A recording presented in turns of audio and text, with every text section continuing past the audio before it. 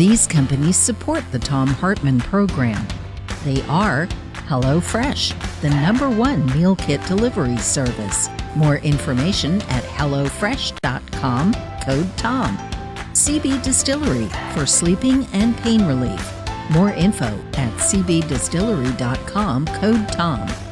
Annie's Kit Club's creativity delivered right to your door.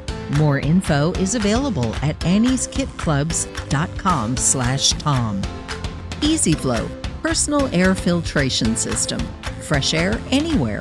More info at easyflowusa.com, code TOM.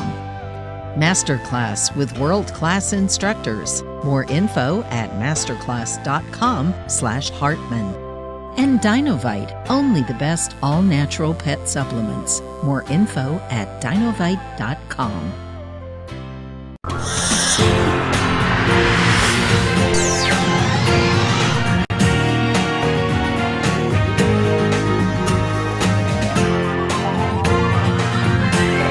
We say fight back!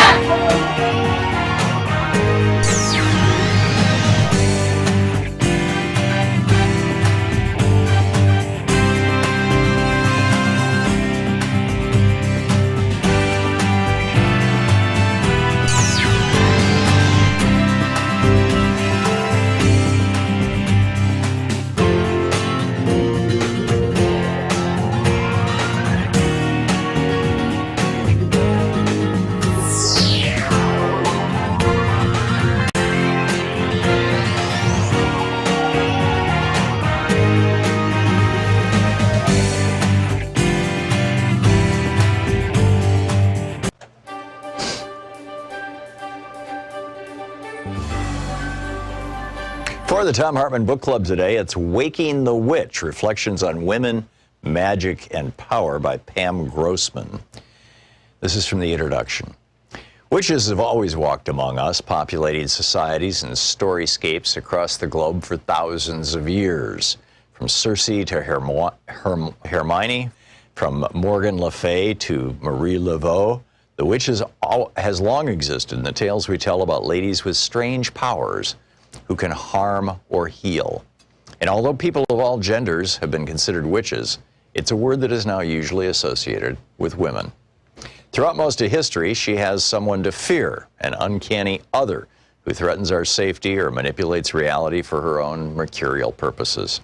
She's a pariah, a persona non grata, a boogie woman to defeat and discard. Although she's often been deemed a destructive entity, in actuality, a witchy woman has historically been far more susceptible to attack than an inflictor of violence herself. As with other terrifying outsiders, she occupies a paradoxical role in cultural consciousness as both vicious aggressor and vulnerable prey. Over the past 150 years or so, however, the witch has done another magic trick by turning from a fright into a figure of inspiration. She is now as likely to be the heroine of your favorite TV show as she is its villain. She might show up in the form of your Wiccan co-worker or the beloved musician who gives off a sorceress vibe in videos or on stage. There's also a chance that she is you, and that witch is an identity you've taken upon yourself for any number of reasons, heartfelt or flippant, public or private. Today, more women than ever are choosing the way of the witch, whether literally or symbolically. They're floating down catwalks and sidewalks in gauzy black clothing and adorning themselves with Pinterest-worthy pentagrams and crystals. They're filling up movie theaters to watch witchy films and gathering in back rooms and backyards to do rituals, consult tarot cards, and set life-altering intentions. They're marching in the streets with Hex the Patriarchy placards and casting spells each month to try to constrain the commander-in-chief. Year after year, articles keep proclaiming it's the season of the witch, as journalists try to wrap their heads around the mushrooming witch trend. And all of this begs the question, why? Why do witches matter? Why are they seemingly everywhere right now? What exactly are they? And why the hell won't they go away? I get asked such things over and over, and you would think that after a lifetime of studying and writing about witches, as well as hosting a witch-themed podcast and being a practitioner of witchcraft myself, my answers would be succinct. In fact, I find that the more I work with the witch, the more complex she becomes. Hers is a slippery spirit. Try to pin her down and she'll only recede further into the dark, deep wood. I do know this for sure, though. Show me your witches, and I'll show you your feelings about women. The fact that the resurgence of feminism and the popularity of the witch are ascending at the same time is no coincidence. The two are reflections of each other. That said, this current witch wave is nothing new. I was a teen in the 1990s, the decade that brought us such pop culture as Buffy the Vampire Slayer, Charmed, and The Craft. Not to mention Riot Girls and third-wave feminists who taught me that female power could come in a variety of colors and sexualities. I learned that women could lead a revolution while wearing lipstick and combat boots, and sometimes even a cloak. But my own witchly awakening came at an even earlier age. Morganville, New Jersey, where I was raised, was a solidly suburban town, but it retained enough natural land features back then to still feel a little bit scruffy in spots. We had a small patch of woods in our backyard that abutted a horse farm, and the two were separated by a wisp of running water that we could cross via a plank of wood. When we were little, my older sister Emily and I would sometimes venture to the other side where we could feed the horses, an act that still scares me to this day, and pick fistfuls of clover. But the majority of our time was spent on our side of the stream, threading ourselves through the thicket of trees that served as our personal forest. In one corner of the yard, a giant puddle would form whenever it rained, surrounded by a border of ferns. We called this spot our magical place. That it would vanish and then reappear only added to its mystery. It was a portal to the unknown. These woods are where I first remember doing magic, entering that state of deep play where imaginative action becomes reality. I would spend hours out there creating rituals with rocks and sticks, drawing secret symbols in the dirt, losing all track of time. It was a space that felt holy and wild, yet still strangely safe. As we age, we're supposed to stop filling our heads with such nonsense. Unicorns are to be traded in for Barbie dolls, though both are mythical creatures to be sure. We lose our tooth fairies, walk away from our wizards. Dragons get slain on the altar of our youth. Most kids grow out of their magic phase. I grew further into mine. My grandma Trudy was a librarian at the West Long Branch Library, which meant I got to spend many a long... This is the Thom Hartmann Program. And happy Wednesday. Greetings, my friends, patriots, lovers of democracy, truth and justice, believers in peace, freedom, and the American way. And our fine landlords got our air conditioning back on. So it's a reasonable temperature in here. Of course, it's a reasonable temperature outside, too. It's in the low 70s right now, I believe.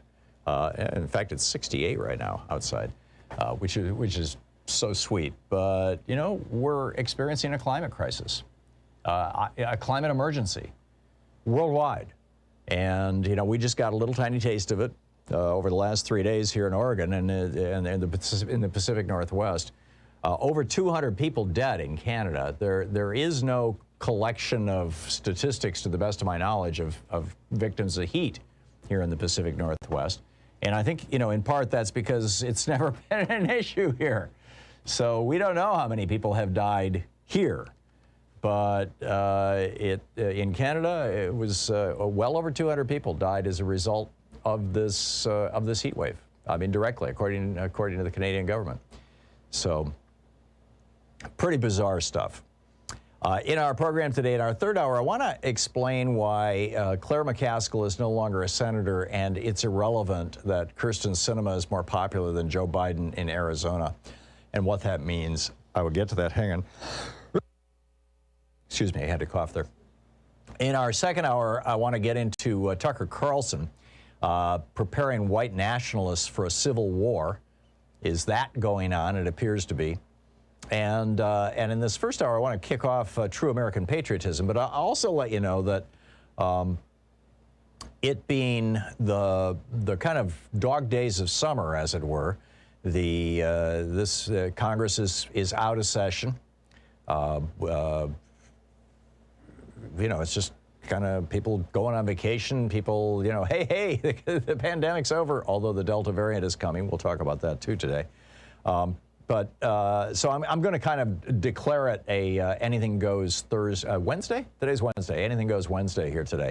If there's anything you want to talk about beyond the topics that I'm raising, feel free at 202-808-9925. So to begin, I mentioned this yesterday, and it just briefly, and it's really kind of stuck in my craw that all these right-wing websites have been going after Gwen Berry, who is the hammer thrower Olympian of WorldNet Daily. This is from the Writing newsletter this morning. The ignorant ingrate who disrespected the anthem.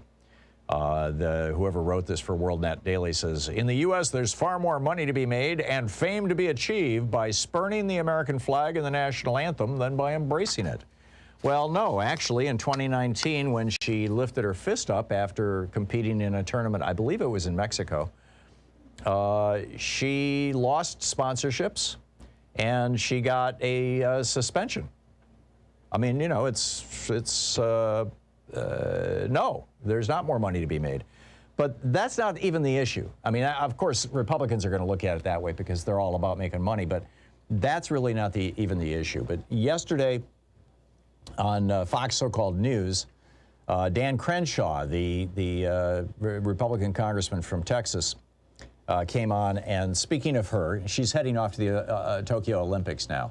Just to back up a little bit, Gwen Berry is this Olympic athlete who came in third in the hammer throw and therefore will be one of the 3 people who goes to Tokyo to compete on behalf of the United States in that particular sport within the Olympic rubric. And during the playing of the national anthem, which she was told was not going to happen when she was out on the field, that they were going to play the national anthem and then the athletes were going to come out. Well, that's not how it worked out.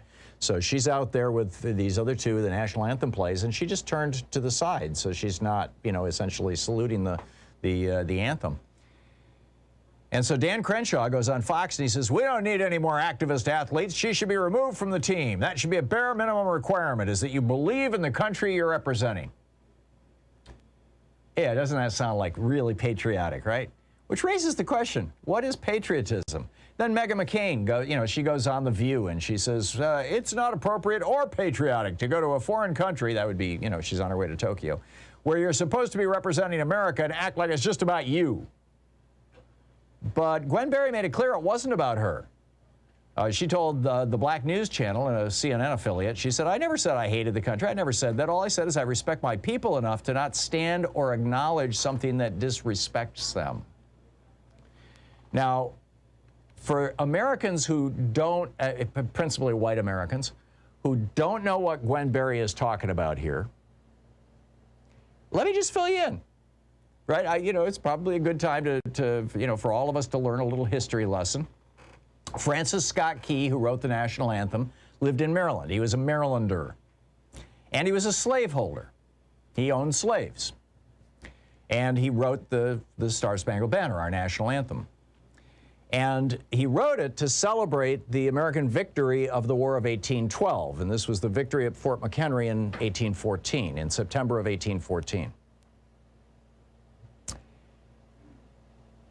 Specifically, the battle at Fort McHenry was a battle between white American soldiers and a British corps of soldiers called the Corps of Colonial Marines, fighting on behalf of Great Britain. Now, who was the Corps of Colonial Marines that Francis Scott Key wrote the national anthem celebrating the slaughter of?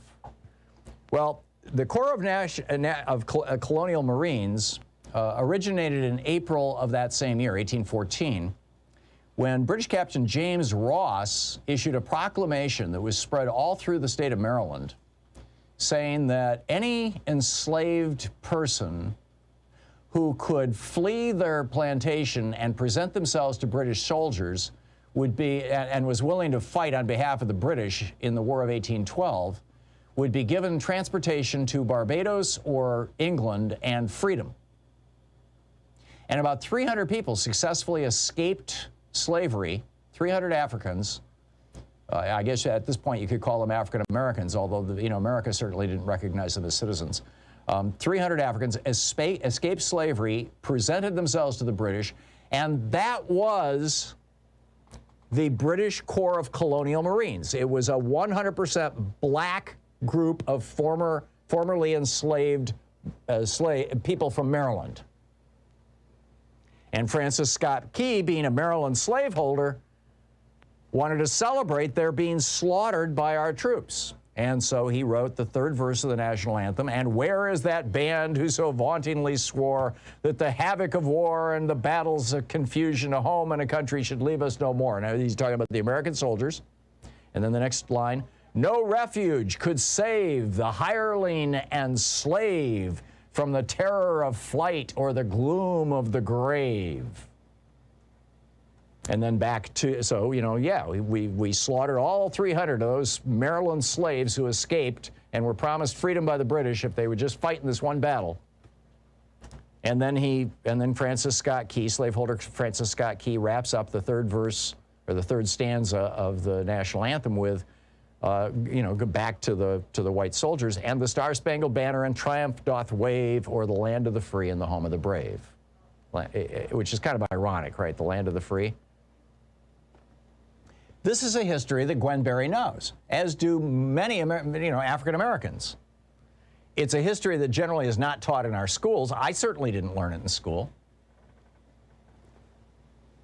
But it raises a couple of questions.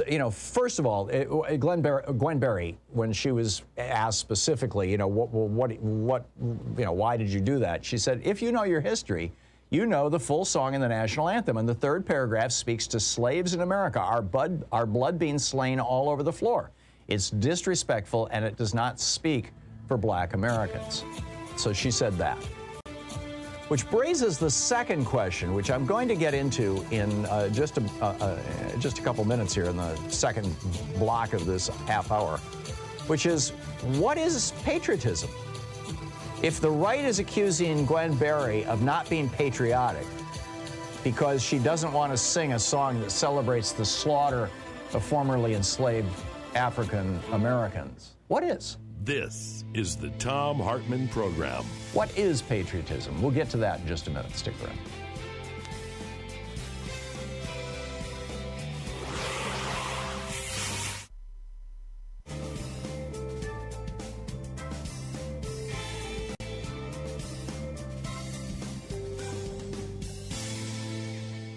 And welcome back, John in Los Angeles. Hey, John, thanks for listening to KPFK. What's up? Hi, Tom. I just want to give a quick word of advice.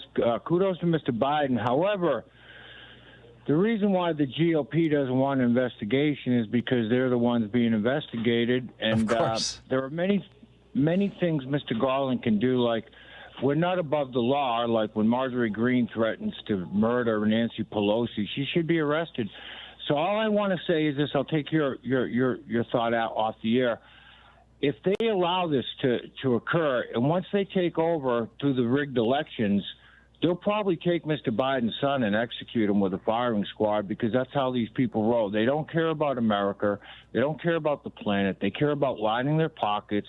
And shout out to the GOP. I wonder if they're going over to Russia to find an escape route for this 4th of July. Thank you, Tom, and you have a blessed day. Thank you for all you do. Yeah, thank you, John. The execution of Americans was something that was actually called for by a One American News host just last week.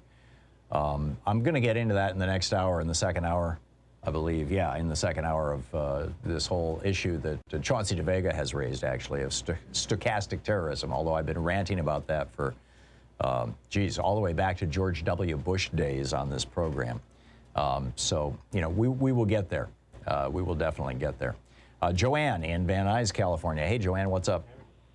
Oh, okay. So yesterday I was listening to David K. Johnson give a talk on the news, and he was trying to alert the public about what was happening at the IRS. Trump's appointment, director of the IRS, a man named Reddick, is a big-time tax evader lawyer for billionaires. That's right. He's from Florida. and he is out to change. Right now, there's a reg or something. They're changing.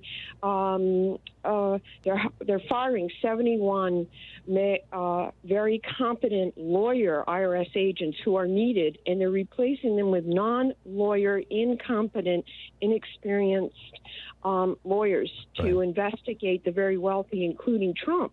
Right. And David K. Johnson was asking people to please call the White House number, which I have here, by tomorrow, July 1st, because to get President Biden to fire Red Team. Is that the 202-456-1111 number? The number that I got off the website was 202-456-1414. 1414. Okay. All right. Okay. Yeah, it's it is pretty grim, and that's literally exactly what's happening. And this guy has also overseen a general defunding of the IRS. This is something Republicans have been doing since the Reagan administration. I mean, we still have a Trump appointee running the Internal Revenue Service. We still have a Trump appointee running Medicare and Medicaid. We still have a Trump appointee running Social Security. We've got, thousands of Trump people in all, just scattered all across government. Can I just say that it was over at DC Post, the article, if anyone wants to go check on it? Sure. DC Post, David K. Johnson, and it was yesterday. Yeah, DC Post is his newsletter, isn't it, or his website? He writes for it. Yeah. Yes, He does a very good job, David. Okay, thank you. He's been on this program. Thanks for the heads up, Joanne, and for putting all that out as clearly and concisely as you did. Thank you. We will be back. It's coming up on 20 minutes past the hour.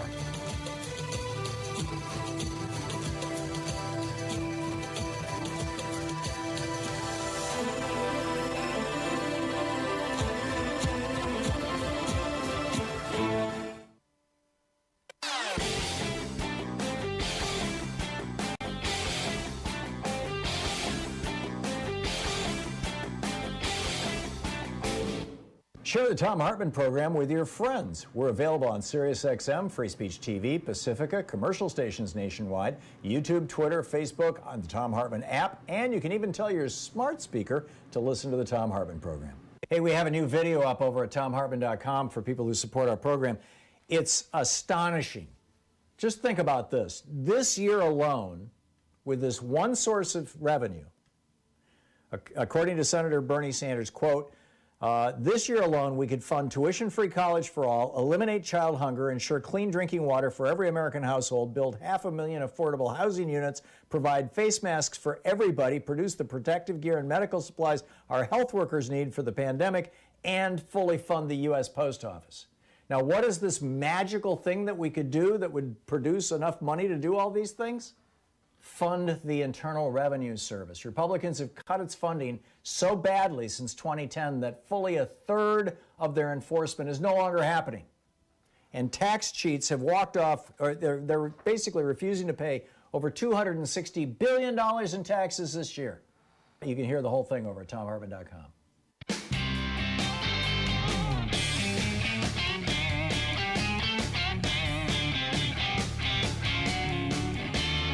And welcome back. So what is patriotism?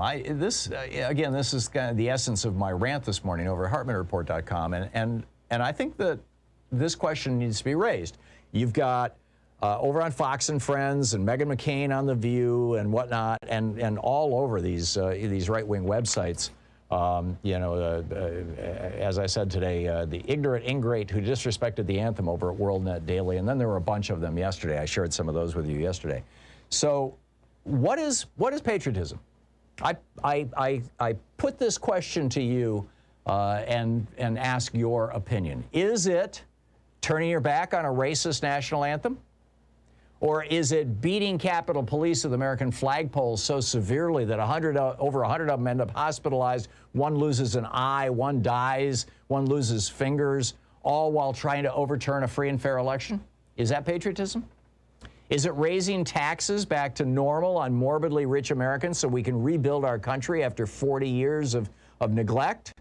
Or is it maintaining a tax system so corrupted since Reagan's presidency that your average billionaire is paying between 1% and 3% in federal income taxes? Is it providing high-quality public education and free or low-cost colleges and trade school and doing away with student debt? Or is it passing laws that support 400% interest payday loans and bailing out corrupt banksters? Is it maintaining an unemployment system that catches people when capitalism does its periodic hiccups, which are entirely predictable? Every 6 to 10 years, you have a crash and you have an increase in unemployment. Is it maintaining an unemployment system to help people through that? Or is it subsidizing airlines and other giant monopolistic industries with billions during those same cycles? Is it feeding hungry Americans with food stamps and programs for low-income pregnant women? Or is it spending millions and decades trying to take away a woman's right to choose to have either an abortion or birth control? The Missouri Congress, the Missouri House and Senate right now are debating literally whether to ban birth control or refuse to allow the state to pay for it. Is it making sure that Americans who've worked their entire lives have a well-funded Social Security system? Or is patriotism working tirelessly to gut Social Security so Wall Street can privatize it? Is patriotism helping people have democracy in the workplace, a union? Or is it killing off the unionized post office, the largest unionized employer in the United States, so that it can be sold off to union-hating FedEx? Which, by the way, I wanted to ship a book to a friend of mine in Germany last week, and I went on the Postal Service's website to order, the international shipping envelopes, and guess what? They all have the FedEx logo on them. When did this happen? It has to have happened, in the last couple of years during the Trump administration, because I was shipping internationally before that, and it wasn't going via FedEx. So Trump has already started privatizing the post office, or de jure. But back to patriotism. Is it making it easier for all eligible American citizens to vote, or is patriotism passing laws that make it harder for people to vote while trying to recruit tens of thousands of so-called poll watchers from among the ranks of white supremacist militias? Is patriotism solving our homeless problem by making affordable residences available to all Americans like Finland just did? Or is it demonizing and harassing people driven to sleep in the streets by brutal, unregulated capitalism or mental illness?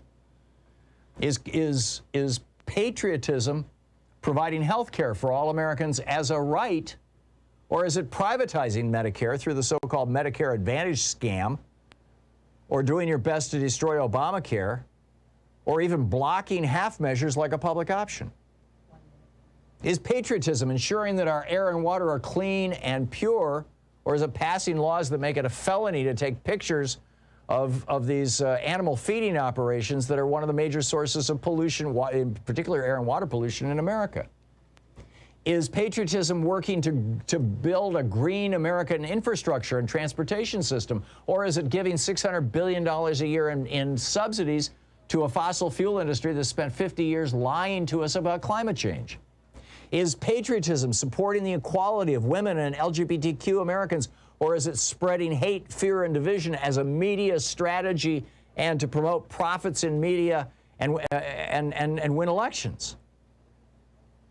Is patriotism banning weapons of war from our streets and passing basic gun safety laws like every other developed country? Or is it promoting open carry so any grinning idiot who wants to can strut around with an AR-15 strapped on their chest like a giant prosthetic penis? Is it enforcing anti-monopoly laws to save small businesses and local newspapers? Or is it forcing Americans to suffer under these monopolies that cost the average American family an additional $5,000 a year for everything from internet service to medicines? Is it working for racial reconciliation? Or is it fighting to save monuments to Southern traitors? You're listening to the Thom Hartmann Program. Call 202-808-9925. What is patriotism? Back with your calls after this. It's 27 minutes and a half past the hour.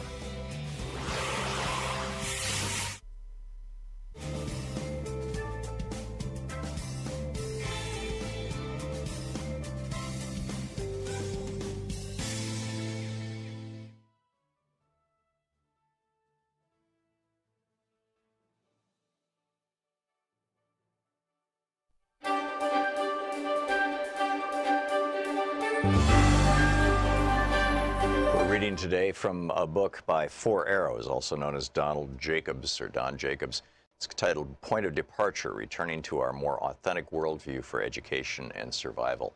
This is from Chapter 3, Community-Oriented Self-Authorship.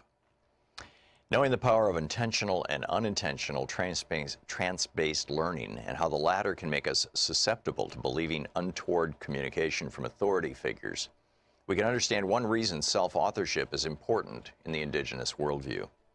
When we are in control of our thinking and trust our intuitive insights, our natural trance awareness helps prevent misdirection from external influences. It gives us the authority for what we can then instill in our minds to achieve. If someone such as a trusted shaman or psychologist has, certain skills at hypnosis, we might tentatively authorize him or her to help us form the most effective images, but we do so with full awareness. More important than avoiding negative influence from perceived authority figures, however, is the self-authorship via indigenous worldview that gives high degrees of individual autonomy to people while at the same time assuring that people use their freedoms to help their communities. In the indigenous worldview, the highest authority for all decisions comes from one's personal, honest reflection on lived experience with the understanding that everything is related.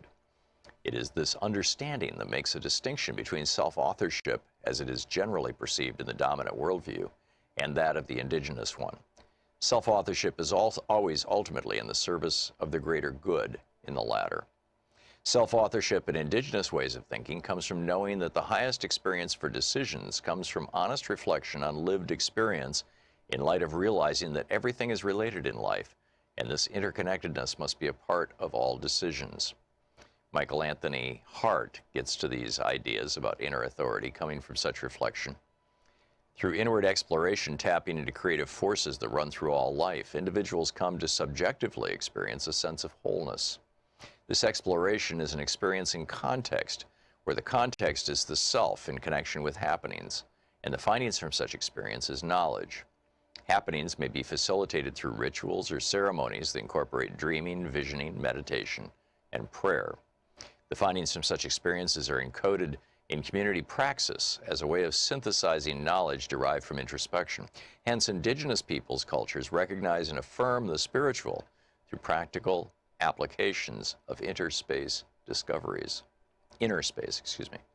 Such a holistic understanding of accessing, trusting, and exercising our inner authority is the source of the creativity and knowledge synthesis we need for addressing our global problems.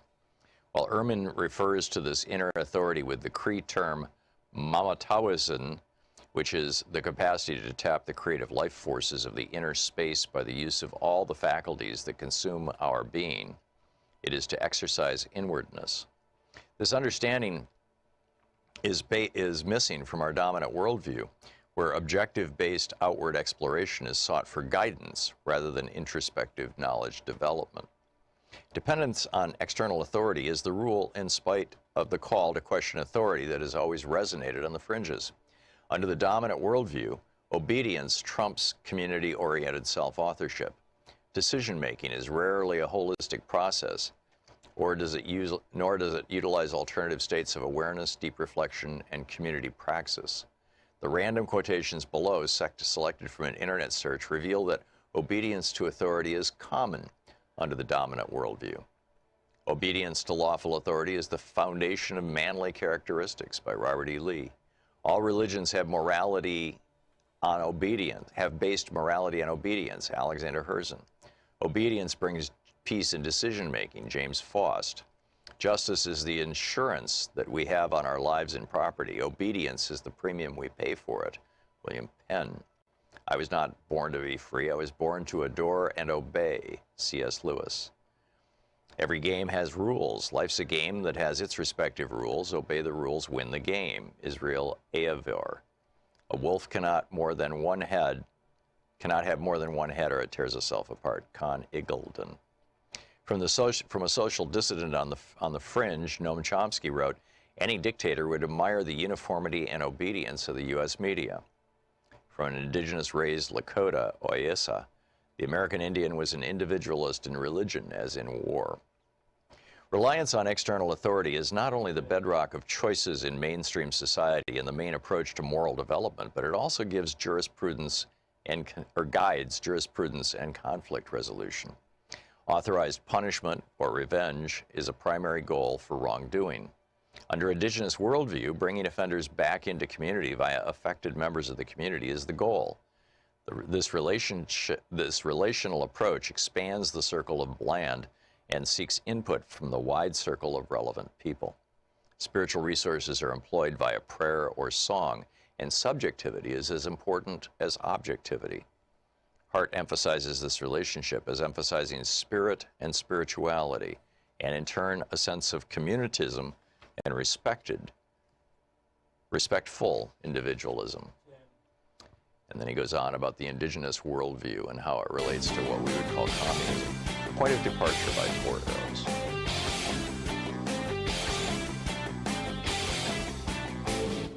Missed my opening rant today? It's usually published over at HartmannReport.com, where you can read it and share it with your friends for free. Check it out, HartmannReport.com.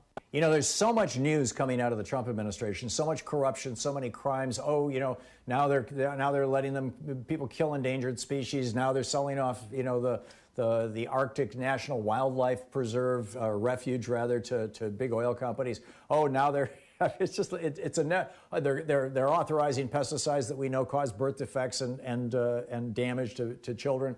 It's just, you know, step after step after step that it's so easy to forget that back in July of 2020, it was reported that Jared Kushner and Mike Pence's nephew, John Pence, created a couple of LLCs, American-Made Media Consultants Corporation, that took $617 million of Trump campaign cash, and nobody knows where it went.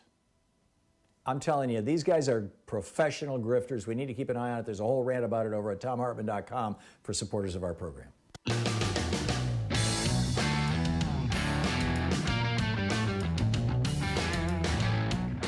And welcome back. Thom Hartmann here with you. So, what is patriotism? Michael in Los Angeles. Hey, Michael, what's up? Hey, Tom. Thank you for taking my call. Great rant today. I just wanted to comment on what you said about Gwen Berry, and you know, to me, that is one of the fundamental reasons why critical race theory needs to be taught in this country. Because I'm a black man, and a lot of my white friends, you know, they just don't understand. You know, it wasn't until last year that a lot of them learned about what happened in Tulsa. It wasn't until last year that a lot of them understood what Juneteenth meant. You know, it wasn't until last year that Mississippi decided to remove the Confederate flag from their state flag, and it wasn't until last year that we started tearing down these Confederate monuments. You know, a lot of people don't know that a lot of the things that were built around this country, from the way schools are funded to housing to even infrastructure and things like that, were built with racism in mind, and that includes that national anthem. And that is the reason. It's not that we hate our country. You know, I'm an American. I'm an African American, but I'm an American, and I love this country. But I can completely understand why we take knees and why we, you know, turn our back when that anthem is being sung, because it was written with racism in mind. And a lot of excuse me for saying, but a lot of white people just don't know that. And to me, this is the reason why critical race theory is something that needs to be taught. It's something that people need to be educated on, so that way they can understand that, you know? Yeah. And so that was the point I wanted to make. My one slight recalibration of your suggestion would be to replace the phrase critical race theory, which is something that academics have been using for 20 some odd years, and 99.9% of probably all Americans, certainly of white Americans, had never heard before maybe 6 months ago. And it has the word critical in it. And, well, and for that matter, theory and I mean, these are all three different words that just generally in various contexts freak people out. And just replace that with the, you know, let's teach the actual history of America. Let's teach the actual history of racism in America. Let's teach the actual history of African Americans, of Hispanic Americans, of Native Americans, of Asian Americans. Let's teach the actual history. And then you don't get this hysterical response from people who've been watching Fox News and think that and believe Tucker Carlson that critical race theory means criticizing white people for being white and Right. teaching white children that they should be ashamed of themselves, which it doesn't, Yeah. obviously. But I more and more what I'm hearing in the media generally from largely African American commentators is, we're not going to use that phrase. We're going to talk about, let's just teach the history of America. I mean, for God's sake, it's straightforward stuff, Michael. It's just straightforward stuff. Yeah. And I couldn't agree more, Tom. yeah, and it's such a sad thing that our history has been so whitewashed, and I don't think you have to invoke critical race theory to point out, for example, that in the 50s when the Eisenhower freeway system was built, as they ran freeways through cities, they used them to separate black neighborhoods from white neighborhoods, or to just devastate black neighborhoods. The reason why we fund our schools with property taxes, local property taxes, is to keep low-income black neighborhoods having crappy schools, so that their children can't grow up and compete with white people on a level playing field. As a result of a good education. I mean, these are the things that are built into our system, and we don't have to use words that come from academia to describe them. I think we can do it in plain language. But your point is so well made, Michael. I got to move along, but thank you for the call. Very well said. Thank you, Jeff in San Francisco. Hey, Jeff, what's up? What's the old saying? Patriotism is the last act of a scoundrel. Last refuge of yeah, Dr. Johnson back in the day. Yes. But I just want to bring up the fact that I haven't heard on your show yet, but July 24th, there's a Medicare for All March nationwide, and we should really try to get on board with that, possibly, if we can throw that out. And to your audience, our audience. Mm-hmm. And there's also, what do you feel about this new, Bernie's proposing that if before we pass, there's a lot of progressives going to block this 579, chump change bill unless there's a $6 trillion reconciliation bill. Right. That would include lowering the age of Medicare. This so-called compromise that they've got 5 Republicans signed on to, it takes 10 to break a filibuster. They've got 5. That's never going to see the light of day. There's no way that Mitch McConnell is going to allow Republicans to vote for that. This is the exact same thing that they did with Obamacare. It's the exact. I mean, they dragged Obamacare out for a whole year. This is just an attempt to sabotage Democratic efforts to get things done. I mean, Biden is going along with it because he thinks it looks good and all that kind of stuff, and it's gonna make people think that he's trying to work with Republicans. But I guarantee. How long are we going to do this? How long? I mean, we're going to lose 2022 unless we get something with the meat on the bone. It's ridiculous. I agree. I am completely with you. I was hoping Pocan would be on so I could put him on the spot. I hate to do that, but it's the only power I've got. He totally gets it, Jeff. He totally gets it. I know, but I mean, I feel bad, but I've got to put him on the spot. And, and I got to hear this hem haul stuff, and I understand his position, but, I'm sorry if I offend your guests sometimes, but thank you so much. Okay. Yeah, Jeff, thanks a lot for the call. Yeah, you're welcome. Kevin in Durham, North Carolina. Hey, Kevin, what's up? Hey, Tom, I'm glad you're going off on this whole Gwen Berry thing, because I cannot believe that this is where they're going after what we witnessed on January 6th. So it's taking a knee all over again. I mean, that worked really well for them. They got a whole year worth of hate out of it, several years actually. You had a violent insurrection where they literally tried to attempt to overthrow the government and undermine democracy and disenfranchise millions of voters. And they were beating up police officers with American flags. But Gwen Berry is un-American because she did what she did. And I think I've mentioned this to you before. I think what really upsets them is when black people do this kind of thing. Because, black people, in their mind, should just be grateful. You should just be grateful that you have the opportunity to play in the Olympics. You should be grateful that you're rich and famous, that you're allowed to make millions playing in the NFL and NBA. And allowed to is the operative word there, Kevin, in the minds of these white right-wing commentators. They don't really consider this our country, so just be grateful for what this country has given you. Yeah. That's how they look at it. Yep. But the blind hypocrisy and the perverted set of values from these people just blows my mind. They care more about symbolic patriotism, symbolic gestures, than they do 600,000 dead from a pandemic.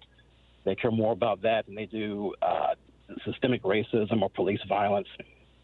Just, it just blows my mind how what they think is important and what isn't. Yeah, I'm totally with you. Kevin, thank you.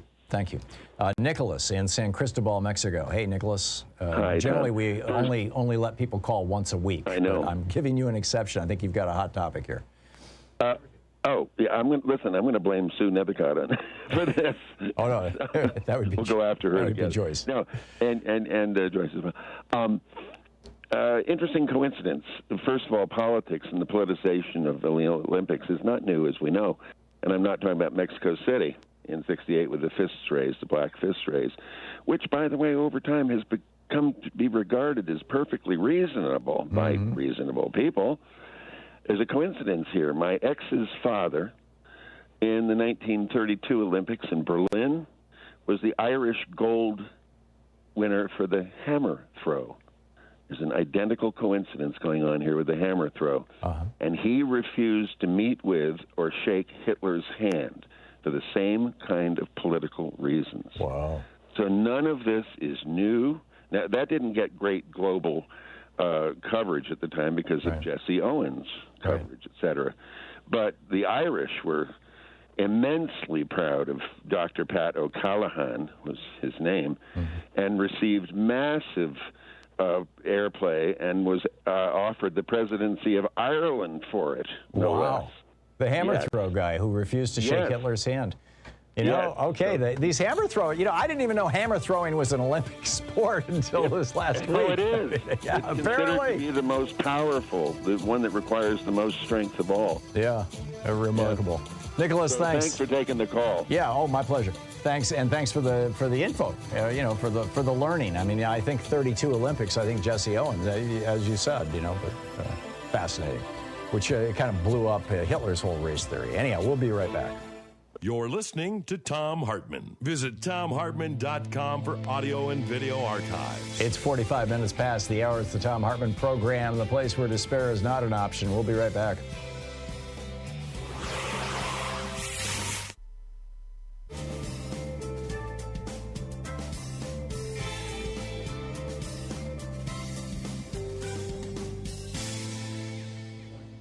And welcome back. Mike in Lomita, California. Hey, Mike, what's on your mind today? Hey, small world. I used to throw hammer just recreationally. Anyway, really? Just got a brief quote, which seems apropos of this whole business, which is that, quote, some super patriots' eagerness to worship symbols of liberty is exceeded only by their passion to punish those who exercise it. Who said that? While venerating the symbol, the super patriots profane the substance. Ordered liberty under them becomes our freedom to follow their orders. Wow. That's the quote. From whom? That's from Mike in Lomita. Oh, okay. That's well said, Mike. I have to credit my big brother, though, because he was commenting about the rich irony of these religious fundamentalists who are insisting that sculpture of the Ten Commandments be placed in front of a courthouse when one of the first of these commandments is that thou shalt not make any graven images. So irony abounds, as usual, with the far right. Yeah, you're absolutely right, and that first commandment has been problematic throughout history. From the Protestant Reformation to the way Islam deals with it, to it's a whole fascinating kind of sub topic in history. But Mike, thank you. That was very good. I appreciate it. Ray in Port Orchard, Washington. Hey, Ray, what's up? Say, Tom, this is an idea out of the box about the filibuster, which is a process to make a good idea have power, so that the minority doesn't feel like they're going to lose their control. The problem is the filibuster is built around a system of public voting, so everyone knows how you vote, which means you're going to pay a price for not voting with your party. I say we can use a filibuster, but you have two votes, a public vote and a private vote, which no one knows how you vote, which means you can shift and no one knows you shifted. By you as, you're talking about you as a senator, a United States senator. Exactly. Yeah. And back when they wanted to impeach Trump, a Republican said, I could get 30 senators to impeach him, but they won't do it. It's because they'll suffer. Yeah, I get your point. What I don't understand is why, and I'm guilty of this as well. You know, I've written several op-eds and talked at some length about let's bring back the Jimmy Stewart filibuster. But you know, I'm coming to the opinion that why have the filibuster at all? I mean, why are we trying to tweak something that's, you know, an anti-democratic, small d democratic anachronism? It's you know, from 1837 when John C. Calhoun put it into the, you know, brought it into the Senate, until 1865, it was used exclusively to block discussion of abolition of slavery. From 1865 to 1964, it was used exclusively to block any kind of civil rights legislation. And from 1964 to today, it's largely been used exclusively to block any kind of progressive legislation that would help anybody other, you know, other than billionaires. Well, I look at it as a system that is not working because of that. But the thing is, it opens the door for the consciousness of senators to actually vote their conscience without being penalized. Right. Well, you know, hopefully in theory they would be able to do that. I think more broadly maybe a non-public vote would do that, but people need to know how their representatives are voting. I mean, that's the whole point of being able to vote for people. So I'm concerned it might even lead to more corruption. But keep thinking, Ray. Good idea.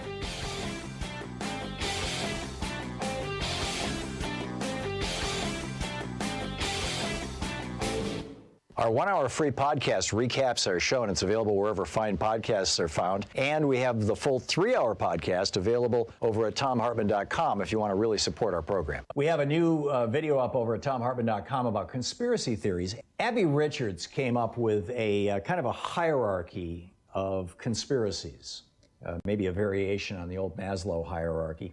And it goes from actual conspiracies to maybe this was a conspiracy, maybe not, we have questions, to this is kind of crazy stuff, but who knows, you know, flying saucers, for example, to actual science denial, conspiracy theories that actually serve to promote the interests of a particular industry or wealthy individuals, to the totally crazy stuff, the flat earth, the reptilian overlords and all that kind of thing, conspiracy theories that can do tremendous damage.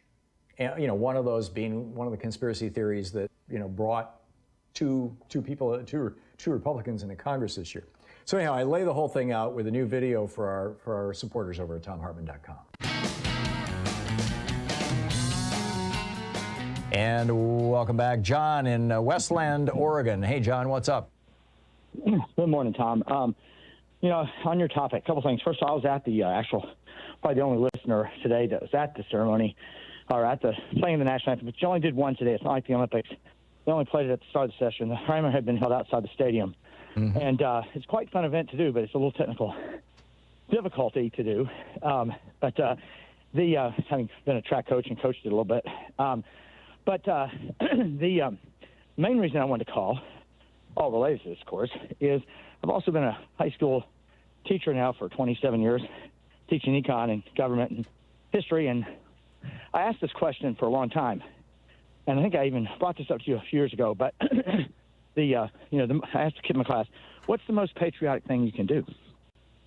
And I'll get a few things: be in the military, you know, fly a flag on the 4th of July, all these things. I said, no, the most patriotic thing you can do is pay your fair share of taxes, because without that, we're a third world country, and by doing that, that's how your country is strong, and people should willingly do that.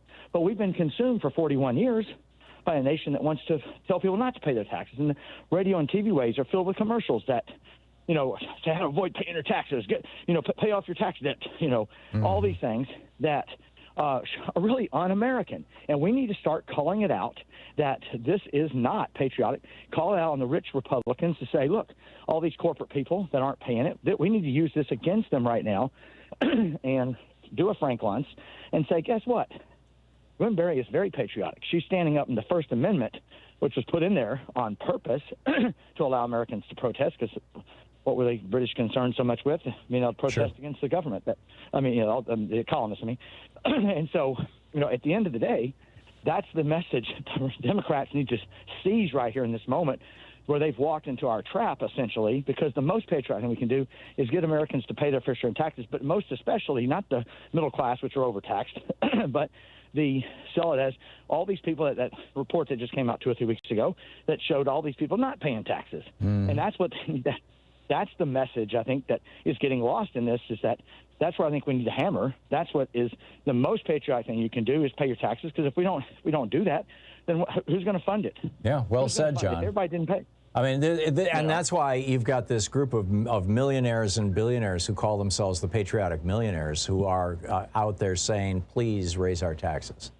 We need, these are people who are saying, the story I've told a million times about that German businessman who said to the American Reporter, I don't want to be a rich man in a poor country. And that message just needs to get through.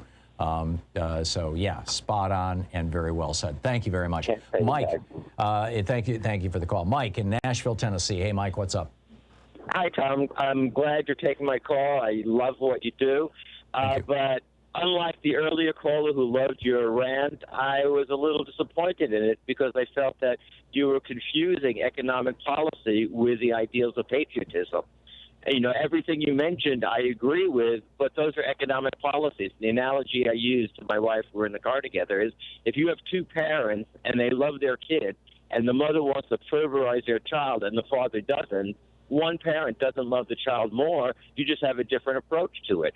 So every example you gave was basically an example of policy, and you're not more or less of a patriot because you might believe that conservative fiscal policy would be better for future generations versus, supporting welfare. So what's your alternative, Mike? Well, my feeling is patriotism is basically you love your country, and that's it. And if you love your child, but how do you express that love? Do you express that love by, doing fireworks on the 4th of July and saying, okay, that's it, now I'm going to cheat on my taxes? Or do you express that love by trying to build your country in a way that it makes it better, that makes it more equal, that makes it work better for everybody? And those are economic policies.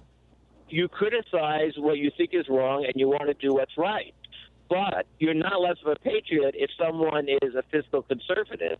And that's my point. You're falling into the same trap that the right falls into, that if someone doesn't agree with you or doesn't agree with us, therefore you're not a patriot.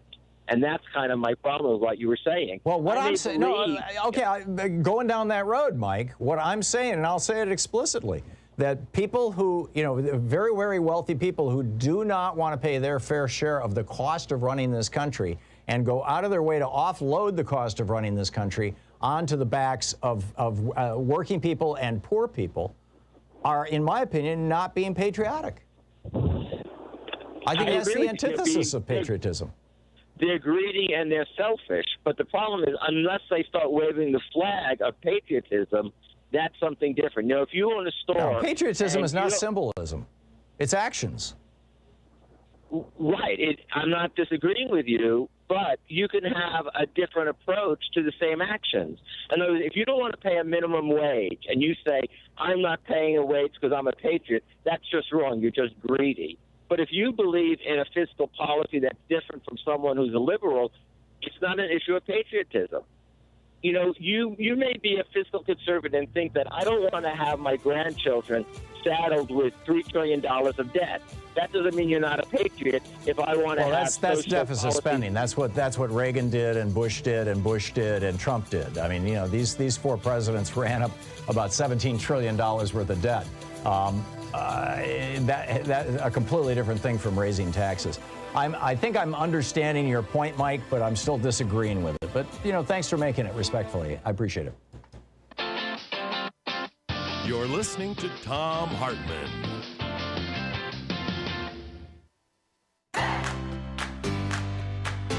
These companies support the Thom Hartmann Program. They are HelloFresh, the #1 meal kit delivery service. More information at hellofresh.com, code TOM.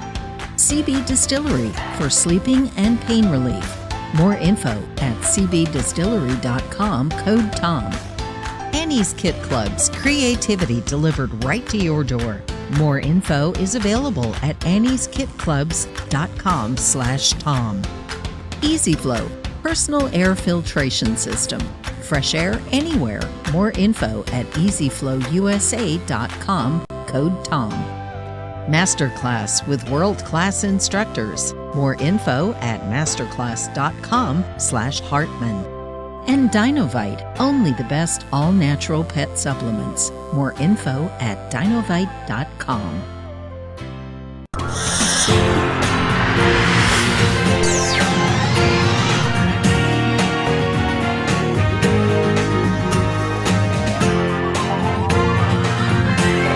We say fight back!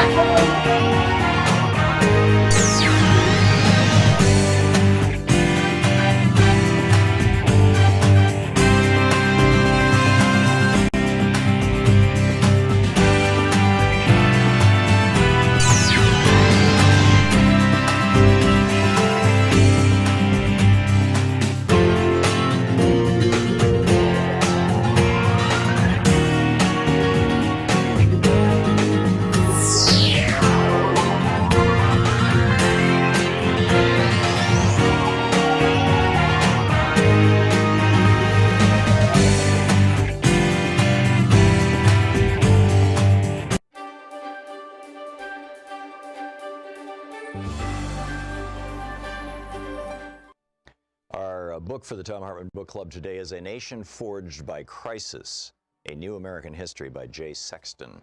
And I'm reading from the introduction. This is page 9. The quest for national security and global power, America's shifting position in the international economy, and fluctuations in immigration have made the United States the nation that it is today.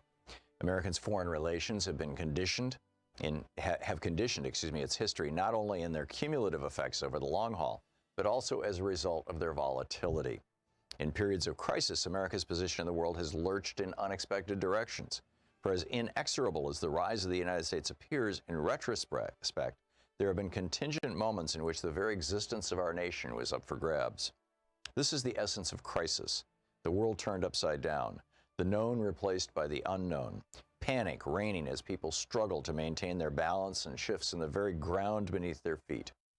It came with a speed and ferocity that left men dazed, New York Times correspondent Elliot Bell wrote of Wall Street's catastrophic collapse in October of 1929. Quote, the market seemed like an insensate thing that was wreaking a wild and pitiless revenge upon those who thought to master it, end quote. Crises are contagious, spreading like viruses from one realm to another. It's not without reason that the word crisis was associated with medical conditions and health scares in the 19th century. Each of the periods under consideration in this book were less a singular crisis than a set of interlinked crises. A political crisis could trigger an economic panic, which in turn could intensify social conflict, and so on. As these pandemics spread through the body politic, crisis itself was normalized, becoming an almost accepted characteristic of an age. Just as foreign crises have spread to the United States, domestic ones have spilled across its borders, unsettling foreign countries and peoples, as well as reconfiguring America's connections to the world. Consider the fateful winter of secession that followed the 1860 election of Abraham Lincoln. The crisis over slavery that divided the Union into warring sections that led to a series of sharp reversals in America's position in the global system. The foreign capital that had rushed into the roaring American economy in the preceding decades suddenly began to flee. Indeed, more capital left the United States in 1860 to 1862 than came into it. Also a once-in-a-century occurrence. One of the world's most valuable commodities and America's largest exports, Southern cotton, was confined to the ports of the Confederacy as a result of Richmond's ill-fated diplomatic strategy, leading to unemployment and social unrest in the British textile town of Lancashire. The most unexpected reversal was how the national security that the United States had attained after the war against Mexico in the 1840s was suddenly imperiled with European powers encroaching once again upon the Western Hemisphere. Meanwhile, the Confederate emissaries across the Atlantic were in search of alliance with Britain. Our country, Secretary of State William Seward lamented in early 1861, after having expelled all European powers from the continent, now threatened to relapse into an aggravated form of its colonial experience, and like India, Turkey, China, and Italy, become the theater of transatlantic intervention and rapacity. A wider view of American history that looks beyond the nation's borders brings into focus not only the migration patterns, economic flows, and international rivalries that have connected the United States to the world, but also those rare moments in which the very existence of the nation was in question. Perhaps none was more pregnant with implications than the autumn of 1877, when the fate of the Patriots' bid for independence hung in the balance. Having proclaimed their independence to the world the previous 4th of July, their cause had stalled on the battlefield and in the diplomatic courts of the old world.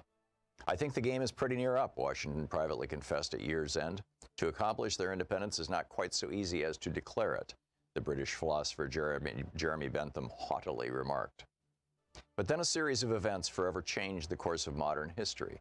The stunning Patriot victory at the Battle of Saratoga in October, the drafting of the Articles of Confederation in November that, for all its limitations, further demonstrated the political resolve of the Americans. And most of all, the alliance signed with France in February 1778, which provided the Patriots with the resources, military assistance, and naval power that ultimately tipped the scales in their favor. There are comparable Saratoga moments in other crises in U.S. history, as we shall see. These contingent moments played out in their own distinctive ways, but are joined by a common denominator that has been curiously forgotten in our age of U.S. global power. Foreign states and people have played decisive roles in the critical moments of American history. As we make our way through our own era of global instability, in an unprecedentedly interconnected world, there's perhaps no more important lesson from the past to keep in mind. Crisis may beget crisis, Franklin Roosevelt said, as his administration transitioned from battling the Great Depression to entering the Second World War. But the progress underneath does not wholly halt. It does go forward, end quote. Like so many of Roosevelt's public statements, this one reveals a truth even as it conceals others. The United States came out on the other side of its greatest crises as a stronger and more efficiently organized nation, as Roosevelt suggested. The process of mobilizing resources to counter threats catalyzed innovations in political economy, such as the creation of a national financial system during the Civil War, and the economic reforms of the New Deal. The book is A Nation Forged by Crisis by Jay Sexton.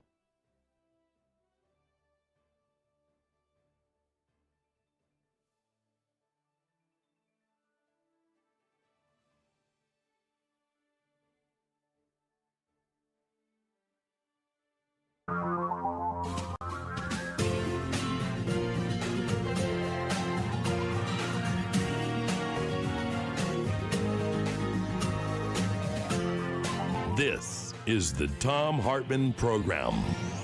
Welcome back. Thom Hartmann here with you. So it's being reported over at the Wall Street Journal right now that tomorrow the prosecutors in New York City and state are going to be charging the Trump Organization and perhaps Alan Weisselberg, the CFO, Chief Financial Officer of the organization, with specific crimes having to do, presumably, with tax fraud and bank fraud, although we'll see. But no word that Trump himself or any of his children are going to be charged with these things. You know,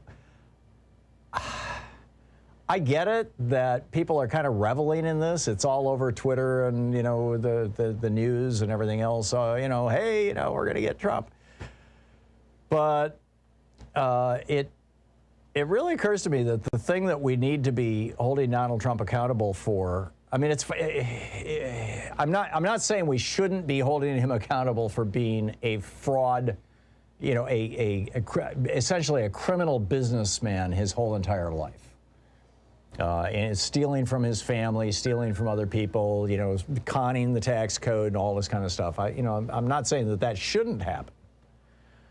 But it seems to me that the crimes that Donald Trump has committed as president, you know, letting 600,000 people die, putting, just the open corruption, this story about Sonny Perdue yesterday, buying a $5 million piece of property from Archer's Daniel Midland for $250,000 and then turning around and selling it for $5 million, if my recollection of the numbers is correct, certainly in that neighborhood, when Archer Daniels Midland would have, one of the biggest ag companies in the country, and Perdue was, had, just been appointed or was about to be appointed Secretary of Agriculture.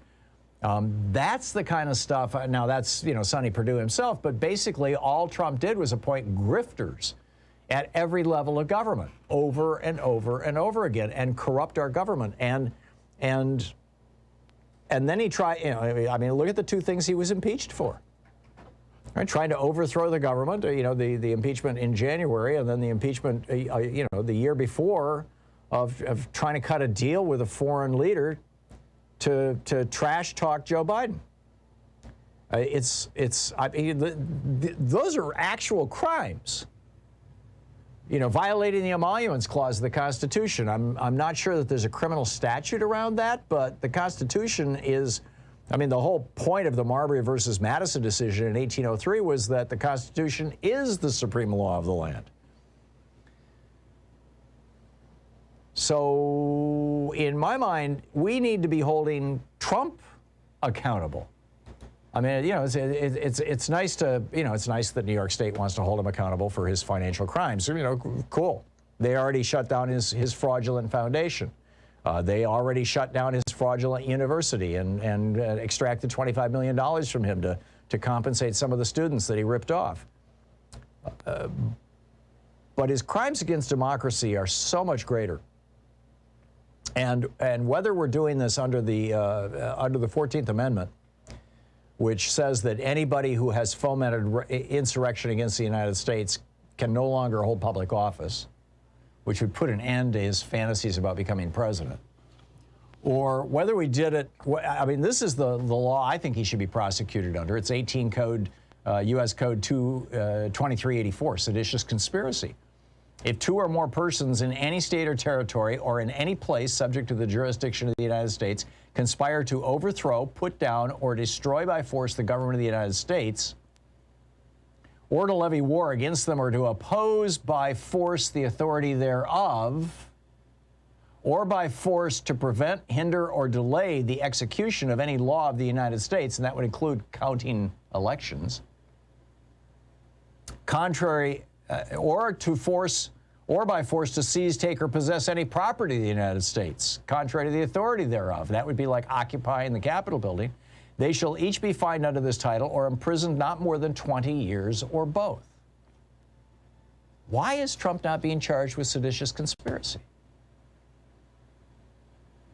It's a question to put to Joe Biden and Merrick Garland, basically. Meanwhile, over on the Republican side, you've got these just sniveling cowards. The president of the Wisconsin Senate, Chris Kapenga, writes this letter to Donald Trump. Michelle Cottle provides us with an annotated version of it over in the Washington Post today, or excuse me, in the New York Times. But he writes to Donald Trump, "Let me first say that very few people have the honor of being named publicly by a United States president. I never imagined mine would be mentioned, much less in this light, from a president that I have publicly supported and still support. I feel the need to respond, even though you will likely never hear of it, as the power of your pen to mine is like Thor's hammer to a bobby pin." And, he goes on, "You owe me a round of golf at the club of your choice." And then he says, he's about to board a plane to go home for a medical emergency, family medical emergency. And he says, "In addition to my Trump socks, I will pull on my Trump-Pence mask when I board the plane as required by federal law. I figure if liberals are going to force me to wear a mask, I'm going to make it as painful for them as possible." Right. No, it's not painful for us to see you wearing a Trump mask. We just think you're an ass. "I will continue to do this regardless of whether or not I ever hear from you," grovels Chris Kapenga. This guy lost the federal election by over 7 million votes. He lost the House. He lost the Senate. He failed to take any consequential action with regard to the pandemic, and 500,000 Americans died as a result of that. At least 400,000 who didn't have, who, you know, just even the smallest action could have prevented them from dying. And the Republican Party is still groveling at this guy's feet. I mean, how much longer do you think this is going to go on? I'm starting to wonder, you know, are they going to get their sense back? Are they going to get back to any kind of, you know, reasonable, rational anything? Or is this the new normal? That Donald Trump, you know, kind of runs things. Now, meanwhile, we've got, you know, right-wing media engaging in, and you'll recall this phrase from back during the Bush administration, when I was using this phrase to describe what George W. Bush and Dick Cheney were doing with all their Muslim trashing. I called it stochastic terrorism. Now, and Chauncey DeVega has a great piece over at Salon right now. It's also on rawstory.com. The headline is, Tucker Carlson prepares white nationalists for war. Don't ignore the power of his rhetoric. And Chauncey points out stochastic terrorism is the repeated use of language and other means of communication intended to encourage violence while still maintaining some level of plausible deniability. You claim innocence and accept no responsibility. And as he correctly points out, it's been one of the main strategies of the hard right in the United States since the 1980s. And the result of this is that hate crimes, and you know, this is Trump was the master at this. Hate crimes against Jews, against Muslims, against immigrants, against minorities, against LGBTQ people, particularly trans people, have just exploded. And then last week on One America News, you had this host who comes on and says, how many people in these efforts to undermine the election? Hundreds, thousands, tens of thousands? How many people does it take to carry out a coup against the presidency? And he's openly alleging that the election was stolen from Donald Trump by, like, Republicans like Brad Raffensperger and Brian Kemp down in Georgia, right? And when all the dust settles from the audit in Arizona and the potential audits in Georgia, Michigan, Pennsylvania, Nevada, and Wisconsin, what happens to all those people who are responsible for overthrowing the election? What are the consequences for traitors who meddled with our secret democratic processes and tried to steal power by taking away the voices of the American people? I mean, this is stochastic terrorism. This is encouraging people. Well, here's where he gets to it. What happens to them? Well, in the past, America had a very good solution for dealing with such traitors: execution. Treason is considered the highest of all crimes and is the only crime defined in the U.S. Constitution, which states that anyone is guilty of treason if they support America's enemies. This isn't an implied threat. And then Tucker Carlson, last night, he's going off on how do we save our country before we become Rwanda? Well, you know, the Hutus and the Tutsis, that was, you know, basically two ethnic groups. One ethnic group slaughtering another ethnic group. This is Tucker Carlson invoking the whole race war thing that Tim McVeigh tried to start, blowing up the federal building in Oklahoma City back in the 90s, as I recall. Tucker Carlson. And by the way, if it's a medical condition, at what age can you catch white rage? Most of us assumed our 2-year-olds were just teething. Now we know it's their whiteness that's making them so angry. Really? When you repeat over and over and you reinforce this, what you get is you activate terrorists. And they seem to be like, you know, lone wolf terrorists, but no, they've been activated by this promotion of stochastic, of this particular type of terrorism. Politics should not be warfare. Politics should be about disagreements on policies or disagreements on words, like, you know, the conservative caller at the very end of the last hour who was saying, you know, basically, you know, if I disagree with you on how we should fund the government, that doesn't make me unpatriotic. Okay, you know, he may have a point. It's something we could debate, we could discuss. But it doesn't mean that we go to war with each other. And yet that's exactly what these guys are promoting. and it concerns me tremendously. I also have to tell you about, the right wing is now trying to promote a new theory that the Delta variant is a hoax. It's a hoax. Don't you know? Just keep on going out there without your mask and without your vaccine. We'll see how that works out. This is the Thom Hartmann Program. The Delta variant now, at least from the website that I've been tracking, outbreak.info, is like 40% of infections in America. It's spreading.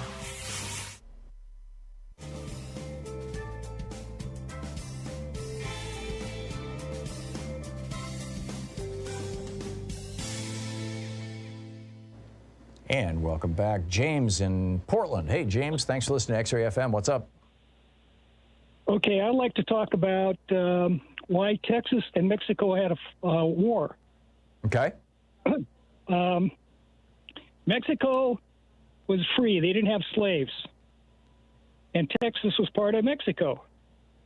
And so slave owners kept coming into Texas, setting up their plantations, and they quit paying taxes.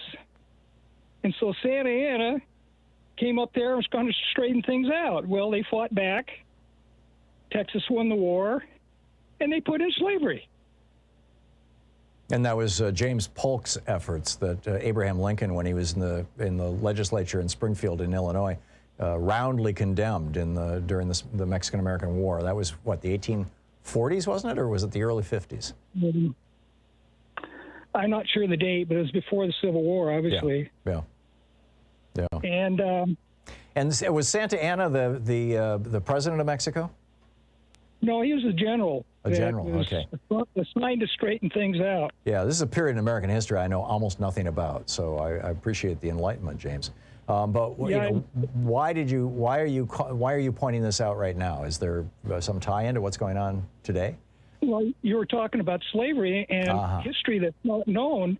I don't think many people would know that, and I doubt if in Texas they teach that. So, in other words, the bottom line of what you're saying, and the penny just dropped for me, and thank you, James, is that the Mexican-American War was fought to promote and preserve slavery in the southern part of this hemisphere, whether the Mexican government wanted it or not. Is that what you're saying? Yes, plus a lot of Americans went illegally, get this, illegally went into Mexico and just started thumbing their nose at the Mexican governor. Right, we were the illegal immigrants. Yes, exactly. Incredible. Is there a good book about this that I could educate myself?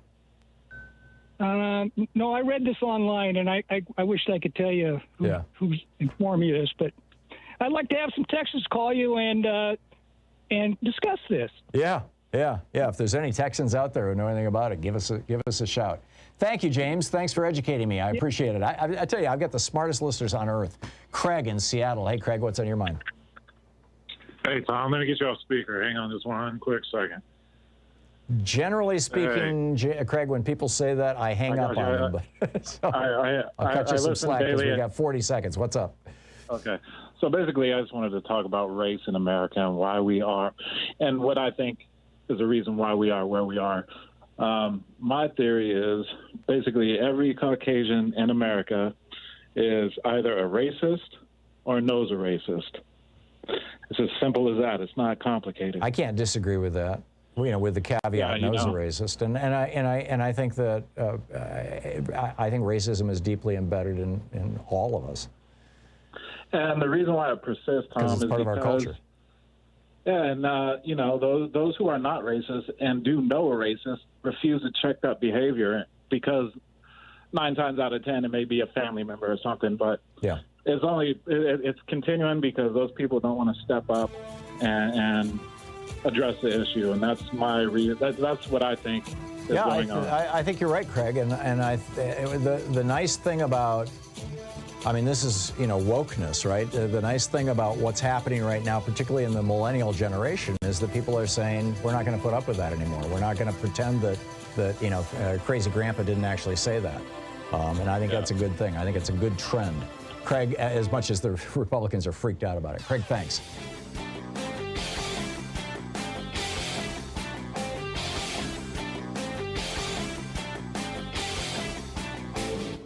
Change starts with you. You can be calling your Democratic or Republican representatives to let them know what you think by calling 202-224-3121. It's the Capitol switchboard. It'll get you right through to them. So remember back in 2020 when in California, Uber and Lyft were pouring all kinds of money into Prop 22, which basically would allow them to continue claiming that their drivers weren't actually employers of Uber. They were actually contract workers. They were all independent small businesses. And therefore, the company didn't have to pay for unemployment insurance, didn't have to pay for workman's compensation if somebody got injured, didn't have to offer them any health insurance. In fact, basically couldn't even do it. And there's a whole bunch of other benefits that are associated and protections that you actually get, state and federal protections that you get as an employee that you do not have available to you as a contractor. Well, it passed because of millions of dollars from Uber, and now the fallout is happening. Companies across California are starting to fire their workers and telling them, we'll hire you back. I give examples in our new video over at thomhartmann.com.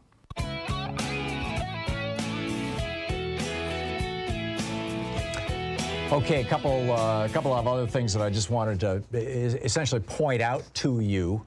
The first is that this Delta variant. Now we have not just Delta, but Delta Plus. I wrote an op-ed about this last week. We talked about it at some length on the program. We had Dr. Eric Feigelding on the program, and he was, very concerned about this. Los Angeles is, and maybe it's all of California. I'd have to go back and read the article again. Is saying if you're indoors, if you're like in a building or something, wear a mask. We wear masks here in we're kind of a pod. This, Nate and Sean and Joyce and I, we're all hyper careful. And so when we're we're all well over 6 feet apart from each other. So we're not wearing masks in here in this studio, but when we walk out into the hall to use the bathroom and things like that, we wear masks because, who knows who else is in the building. And we're all fully vaccinated. And, so how does the right, the Trump humping right, and this is so incredible. I mean, we're learning now that Donald Trump almost died, that his oxygen levels are crashing, that they got him to the hospital and they threw the kitchen sink at him, including this extremely expensive monoclonal antibody treatment at him, at Chris Christie, at Rudy Giuliani, but not at 600,000 other Americans, because it is so expensive. But he went through that, and then he secretly got himself vaccinated, him and his family. But he's still like, if you wear a mask, you don't look manly. So here, this is from, again, from the newsletter The Writing, where they, top news headlines from the far right for the rest of us. It's sort of, we read the right wing so you don't have to. And this is from the NOQ report. The headline, the newest COVID lie is about the Delta variant. Here is the new big lie. Get vaccinated so you can be protected against the Delta variant. In truth, data has just been released from the UK showing that vaccinated people are 3 times more likely to die from infection by the Delta variant than unvaccinated people. By the way, that's an absolute lie itself. It is simply not true. What we are learning is that people who are unvaccinated are pretty much 100%, damn near 100% of all the deaths in the United States right now. And I don't think the Biden administration is doing anything close to the level of publicizing this that they can and should be doing. In fact, I sent a note to the Oregon people yesterday saying, you're listing all the deaths in Oregon and whether or not they had pre-existing conditions. It's time to start listing whether or not they were vaccinated, so people can see that basically everybody who's dying right now are unvaccinated people. But now we've got this Delta variant, and then there's the Delta Plus behind it. And then you've got right-wingers lying about it because they're trying to sabotage the Biden administration. They want to shut the economy down. You're listening to the Thom Hartmann Program. Call 202-808-9925. And apparently they don't care how many people die to get them there. It's incredible. Absolutely incredible. We'll be back.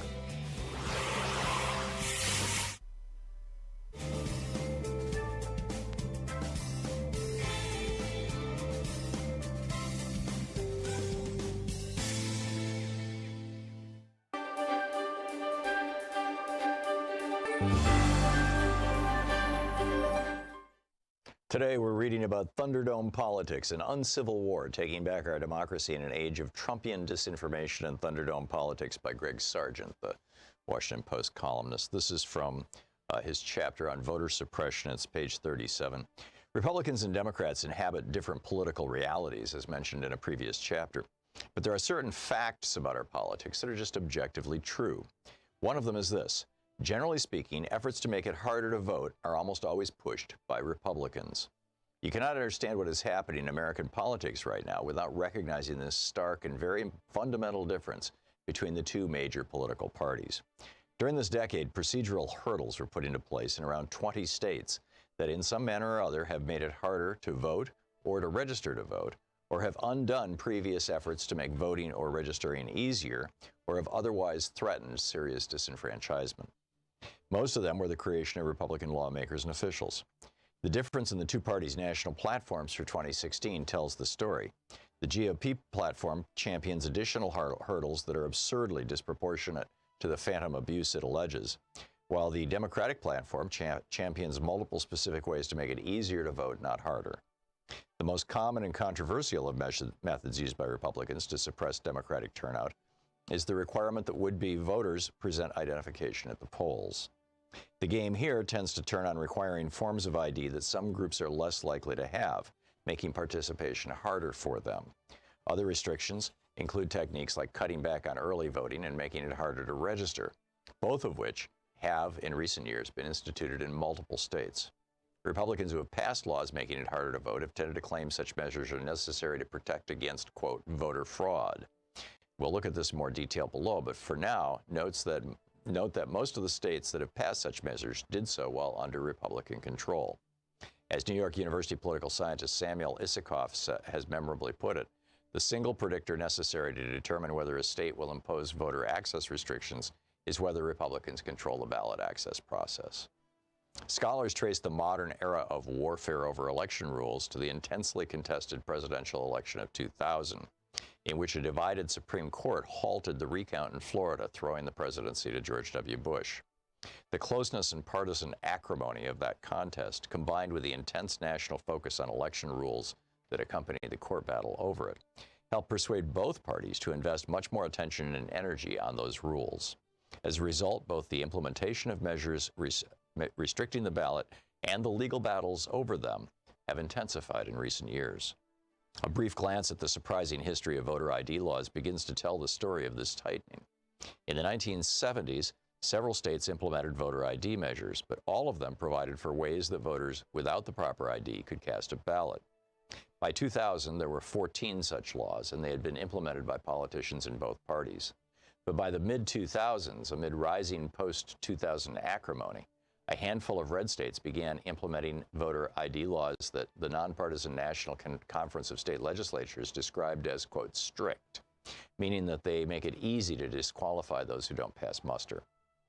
After one of those laws in Indiana was challenged and then upheld in 2008 by the Supreme Court, an escalation began that gained momentum in the Obama era.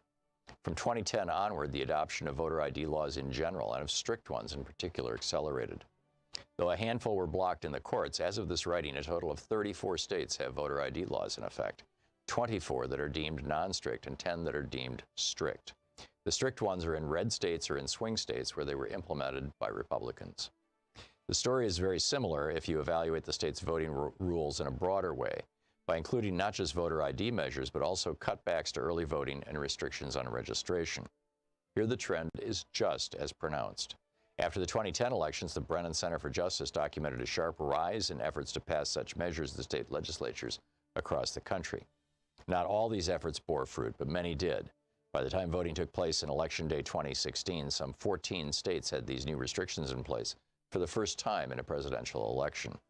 Now, as of this writing, by the Brennan Center's count, some 20 states have successfully implemented either strict voting ID requirements or cutbacks to early voting, or restrictions on registration, or other measures with meaningful disenfranchising effects. If you're a liberal who's frustrated by the seemingly unbreakable Republican dominance of national politics, not to mention GOP control of most state governments across the country, then the chances are that these restrictions figure heavily into your explanation of this GOP supremacy. Indeed, social media has been absolutely saturated in recent years with variations of the lament that Republican political dominance is largely maintained through a combination of nefarious and undemocratic tactics, such as ballot restrictions that keep constituencies unfriendly to the GOP from voting, and extreme gerrymanders that have, in effect, built a fortress around the GOP's majority in the House of Representatives. Democrats frequently invoke the GOP's use of these tactics, often justifiably, to raise money and to galvanize turnout. This narrative contains some important truths. Some of the forms that these restrictions on voting access have taken in recent years are diabolically obvious in their efforts to keep constituencies supportive of Democrats from voting. Still others boast the distinction of being more insidiously designed and thus less obvious in their intentions. The book is An Uncivil War by Greg Sargent of The Washington Post.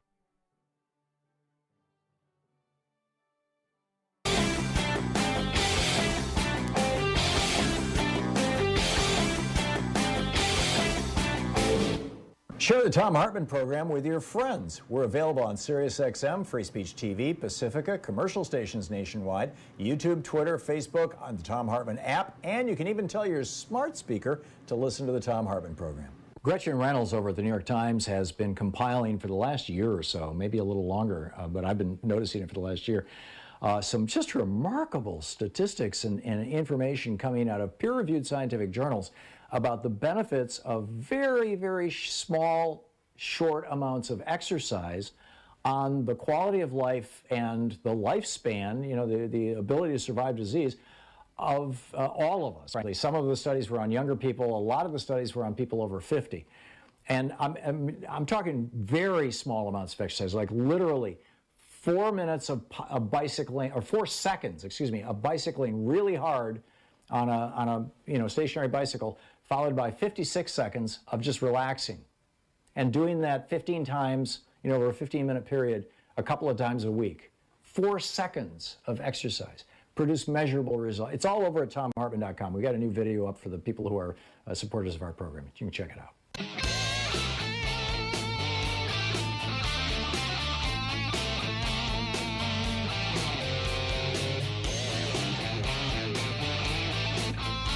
And welcome back. 35 minutes past the hour. It's the Thom Hartmann Program. And Mike in Cartersville, Georgia. Hey, Mike, what's on your mind today? Well, hi, Tom. I wanted to comment a little bit about what you said about the black troops during the Battle of Baltimore. It was a Battle of Fort Henry. Yeah. Well, it was the land. That was the sea bombardment. There was a land battle going on at the same time. Sure. There was a lot going on at the same time. Yes. But what I wanted to talk about was Francis Scott Key's virulent racism. He went on to become the district attorney for the District of Columbia and was an ardent enforcer of slave laws, even going so far as to have people arrested on street corners for handing out pro-abolitionist literature. Well, he was a slave owner himself. He owned 6 slaves at the time he wrote our national anthem. Absolutely, absolutely. But he had people arrested for even exercising their First Amendment rights. Right. Under the guise that they were fomenting insurrection among slaves. Correct. But the other odd thing to me is that he was the brother-in-law of Roger Taney, the author of Dred Scott. The Dred Scott decision. Yeah. These families were all interconnected. Yeah. It's nice to hear you pronounce his name correctly. Not that I'm any fan of Roger Taney's, but people typically mispronounce his name. I know that. Yeah. It irritates me somewhat. But yeah, they're talking about taking his bust out of the Capitol now. Yeah, the House voted on it yesterday, and the Republicans are oh, no, you don't. I guarantee you Mitch McConnell is going to filibuster that. Rand Paul has already, he blew it up last year. It's crazy. Yeah. The Republicans point and say, well, all these slave owners were Democrats, and then they say, well, let's defend them. Well, that's because back then the Democrats were the pro-slavery party, the Republicans were the anti-slavery party. That all flipped in 1965. Yeah, but they try to accuse the Democrats of being pro-slave, and then they say, well, let's defend all these. Yeah, I know. These old slave owners. I know. It's an attempt to play the media. It's an attempt to control the narrative rather than to accurately describe history, which is really, unfortunate. You can't accurately describe it if you don't even know it. Yeah. Anyway, I just thought your comments about very few Americans would have been aware of that. Mm-hmm. And the whole, the national anthem didn't become the national anthem until the Hoover administration. It's not that old a thing. Yep. Before that, people tended to sing "My Country 'Tis of Thee." That's correct. And it was too racist for 100 years. Well, I'm not sure that it was identified. I'm not sure that was the reason. I think the main reason why it didn't become the national anthem until then was because it's so hard to sing. Well, there is that. That was the main objection when Hoover wanted to make it the national anthem, was I can't sing this song. Well, even in the Hoover administration, though, people were complaining about that second verse. Third verse, really? And the third, and there was also some anti-British feeling in one of the verses. Yeah. And we had just been allies with the British and didn't want to upset the apple cart with that. Right, I get it. Yeah. So there was a lot of reasons, but Hoover did sign the bill anyway. Yeah, interesting. Mike, thank you for for rounding out our historical understanding of all this. I truly appreciate it. Thank you. Well, thank you, Tom. Yeah, good talking with you. Stuart in St. Petersburg, Florida. Hey, Stuart, what's on your mind today? Hey, Tom. Good afternoon. I was surprised that when you were talking about the housing in Finland, and comparing it to the United States. I think that's kind of like where are your numbers coming from? Finland has 5.8 million people. We have 337 million. Right. So, and then I hear, you mentioned like the super rich talking about raise my taxes. Well, why don't you ask them why not get rid of all the deductions? Well, that's one of the ways that you raise taxes. But to your specific question about comparing Finland to the United States, for people who don't know what we're talking about, Stuart, Finland last year started a program to end homelessness. It's being replicated in other countries around Europe, and in fact, I think there's a South American country that's doing it as well. And the reason that they did this is they discovered that the cost of giving a residence, a place to live, to people who were homeless was 15,000 euros a year less than the cost of having people being homeless. The cost in terms of policing, the cost in terms of crime, the cost in terms of medical expenses, the cost in terms of lost productivity.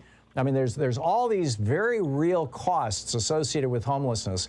And it turns out it's actually cheaper for a country to give people a place to live than it is to keep them homeless. We have 500,000 people sleeping on the streets in the United States. And frankly, I think that's an underestimate. I think it's probably closer to 1 million right now.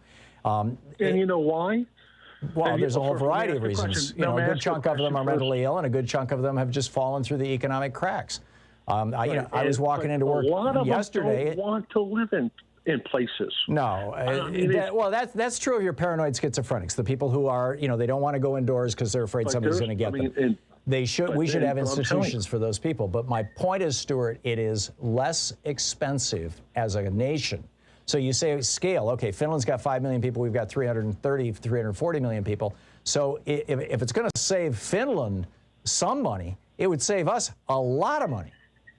And the cost of factors goes into that also. But it's if you're looking at a per person cost. What is the homeless population in Finland out of 5 million? 1%?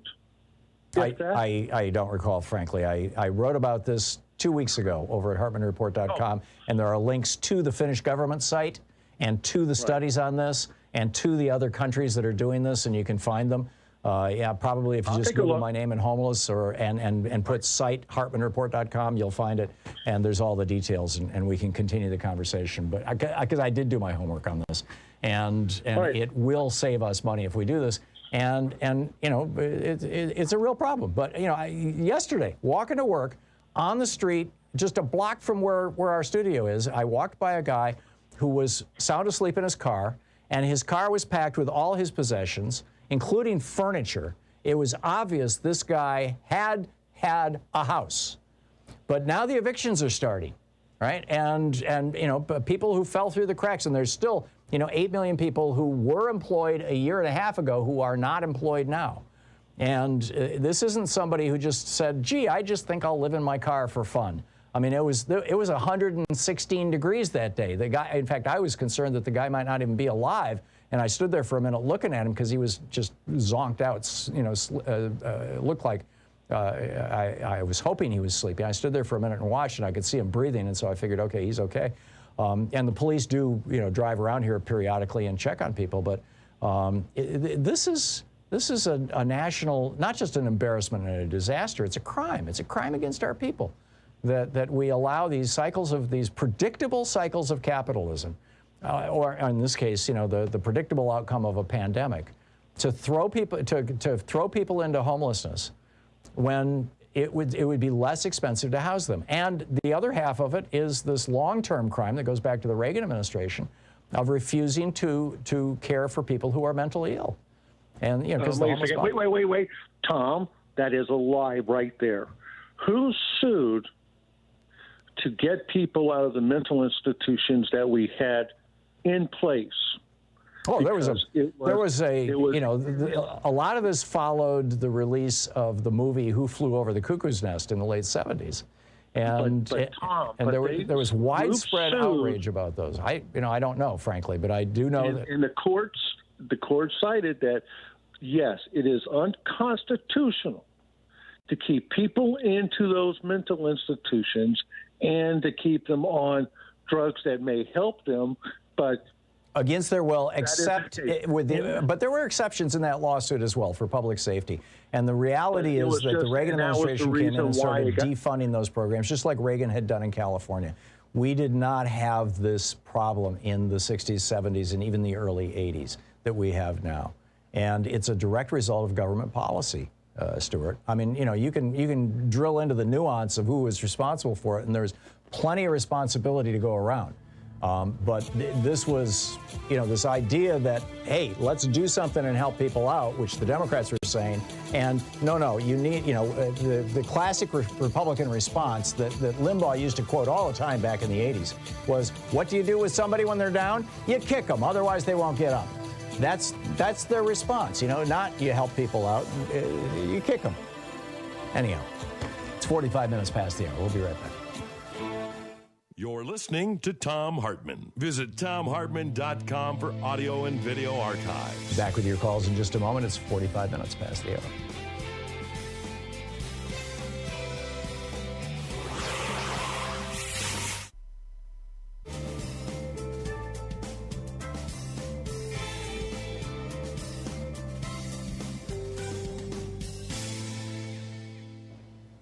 And welcome back. And let's see here, MJ in Seattle. Hey, MJ, thanks for listening to KBCS. What's on your mind? Good morning. I want you to know I spend part of my day with you every day, going back to the early 2000s. Well, thank you. I love your program. I think this discussion about patriotism, where we have different definitions of what patriotism is. I think for a lot of Republicans, it's a matter of just saying, I love the country, the institutions, the form, this flag, you know. And for those of us that kind of came up during the Vietnam times, we had a big lesson in there are a lot of things that are not supported by our institutions. And patriotism in real is supporting the people in the country. It's not flag burning or flag waving. You know, although I think you could argue that probably both have some element of patriotism associated with them, but real patriotism, I think the mistake that we make, and the mistake in particular that's made on the right, although there are people on the left guilty of it as well, is mistaking the actual. Is mistaking the form, you know, the external appearance, for the substance, for the reality. And in my mind, patriotism is a behavior. It's not a statement. Right, and the Buddhists call it nama and rupa.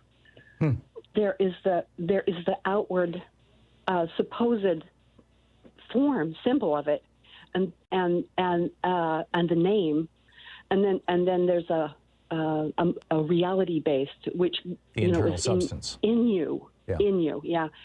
And I think one of the difficulties is that in our country we can't. There's a group of people who can't appreciate something unless it's monetized, unless it has a money value, and therefore the health and well-being of the populace is sort of like, well, if they don't care to get up and here's a kick, kick them down while they're down. Yeah. You know, if you don't get up and do it yourself, you don't deserve it. Yeah, no, I totally get it. I totally get it. MJ, I want to get one more call in here, but you made your point very well. Thank you very much. I appreciate it. Wayne in Eugene, Oregon. Hey, Wayne, you wanted to talk about Texas history real quick? Yeah, just a couple of recommendations. James Michener wrote some very good, well-researched novels, one on Mexico and one on Texas. Really? Yeah. You know, I read The Till, and I read a couple of his other books, but They're excellent, they're good reading, they're enjoyable, and they're very informative. He's very well researched. Yeah, and he draws great characters, and his action is spectacular. I remember when he died, mourning his loss, because he was just a brilliant writer. And he would write these books that were like, 600 pages long that you could just spend a month reading and just, Go ahead. Oh, for instance, Santa Anna was president of Mexico 7 times. Wow. I think. Multiple times. And in and out of power. But he was a general during the Battle for Texas. Yeah. Okay, well, I'll have to check that out. Thank you for that, Wayne. James Michener. Thank you. We'll be right back.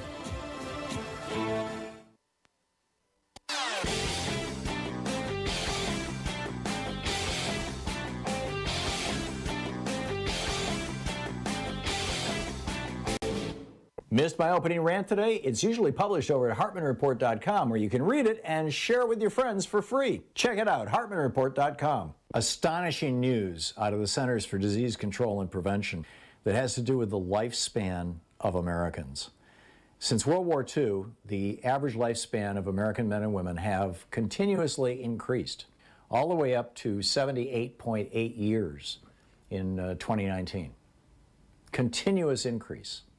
Things were getting better, more and more people were getting health care, we were making medical technology advances, there was a rather dramatic decline in smoking between the 1990s and the 2010s. All kinds of things were working together. And then came Donald Trump's response to COVID-19, causing America, with 4% of the world's population, to have 20% of the world's deaths. The result of that has been extraordinary. For the first time since World War II, American life expectancy has declined. It's all over in a new video for supporters of our program over at ThomHartmann.com. Welcome back. Patrick in East Lansing, Michigan. Hey, Patrick, what's up? Patrick?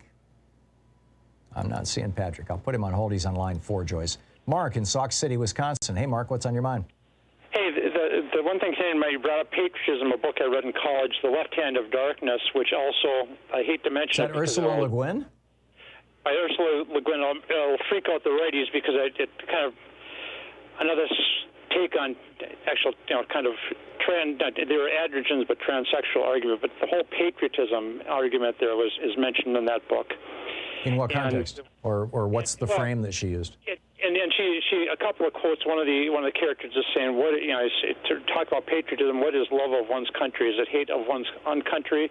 Then it is not a good thing. Is it simply self-love? That's a good thing, but one mustn't make a virtue of it or a profession." And then another quote, "I don't mean love when I say patriotism. I mean fear. The fear of the other. And expressions are political, not political. but poetical. Hate, rivalry, and aggression. It grows in us that fear, and I think that it's fear, not necessarily fear of the other countries now. It's fear of other states of mind and other ways of living and other people that is growing in.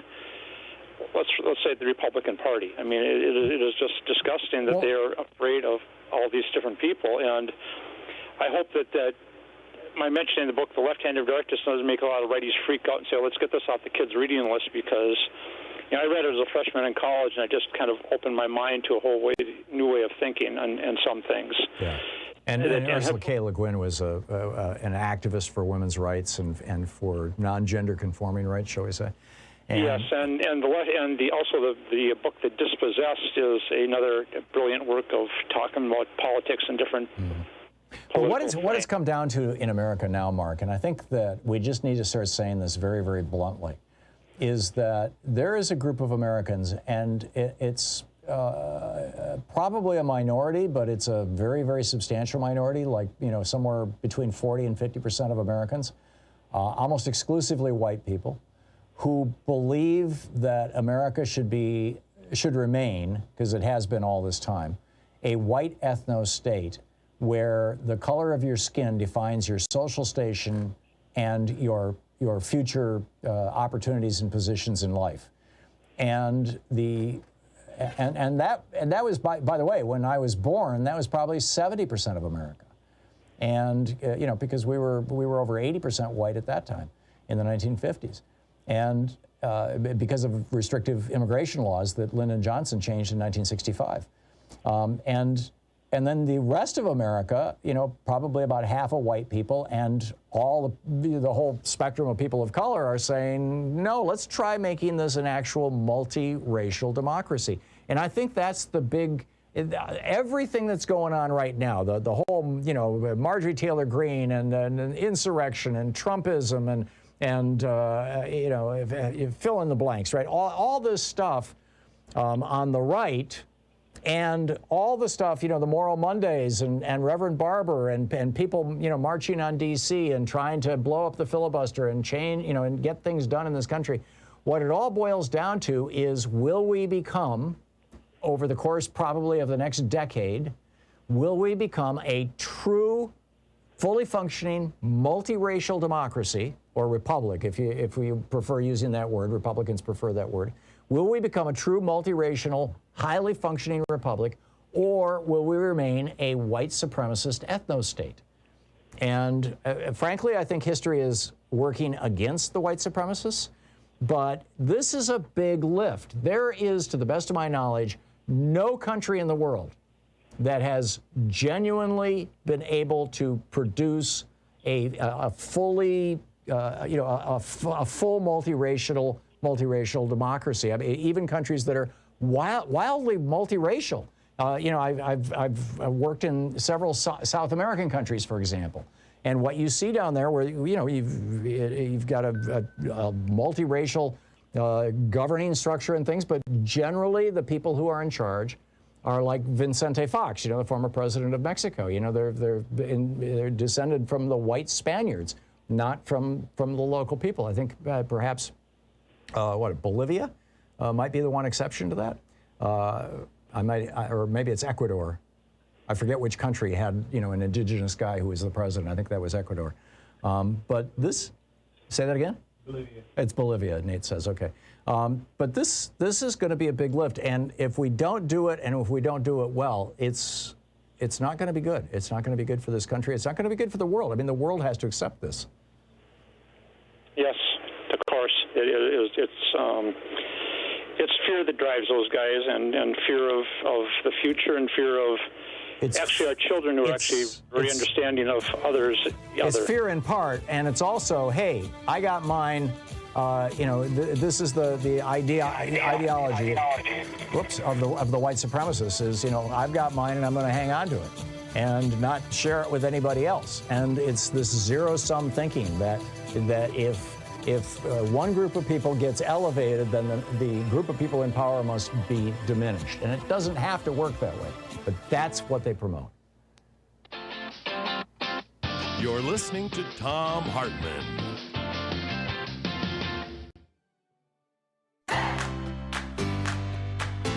These companies support the Thom Hartmann Program.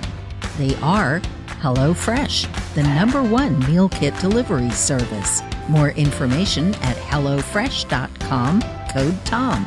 CB Distillery for sleeping and pain relief. More info at cbdistillery.com, code TOM. Annie's Kit Clubs, creativity delivered right to your door. More info is available at annieskitclubs.com/Tom. EasyFlow, personal air filtration system. Fresh air anywhere. More info at easyflowusa.com, code TOM.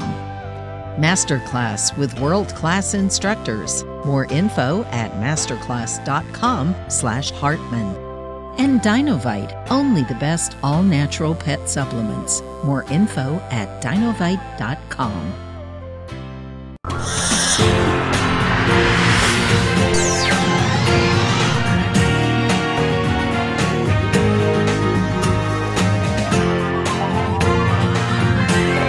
We say fight back!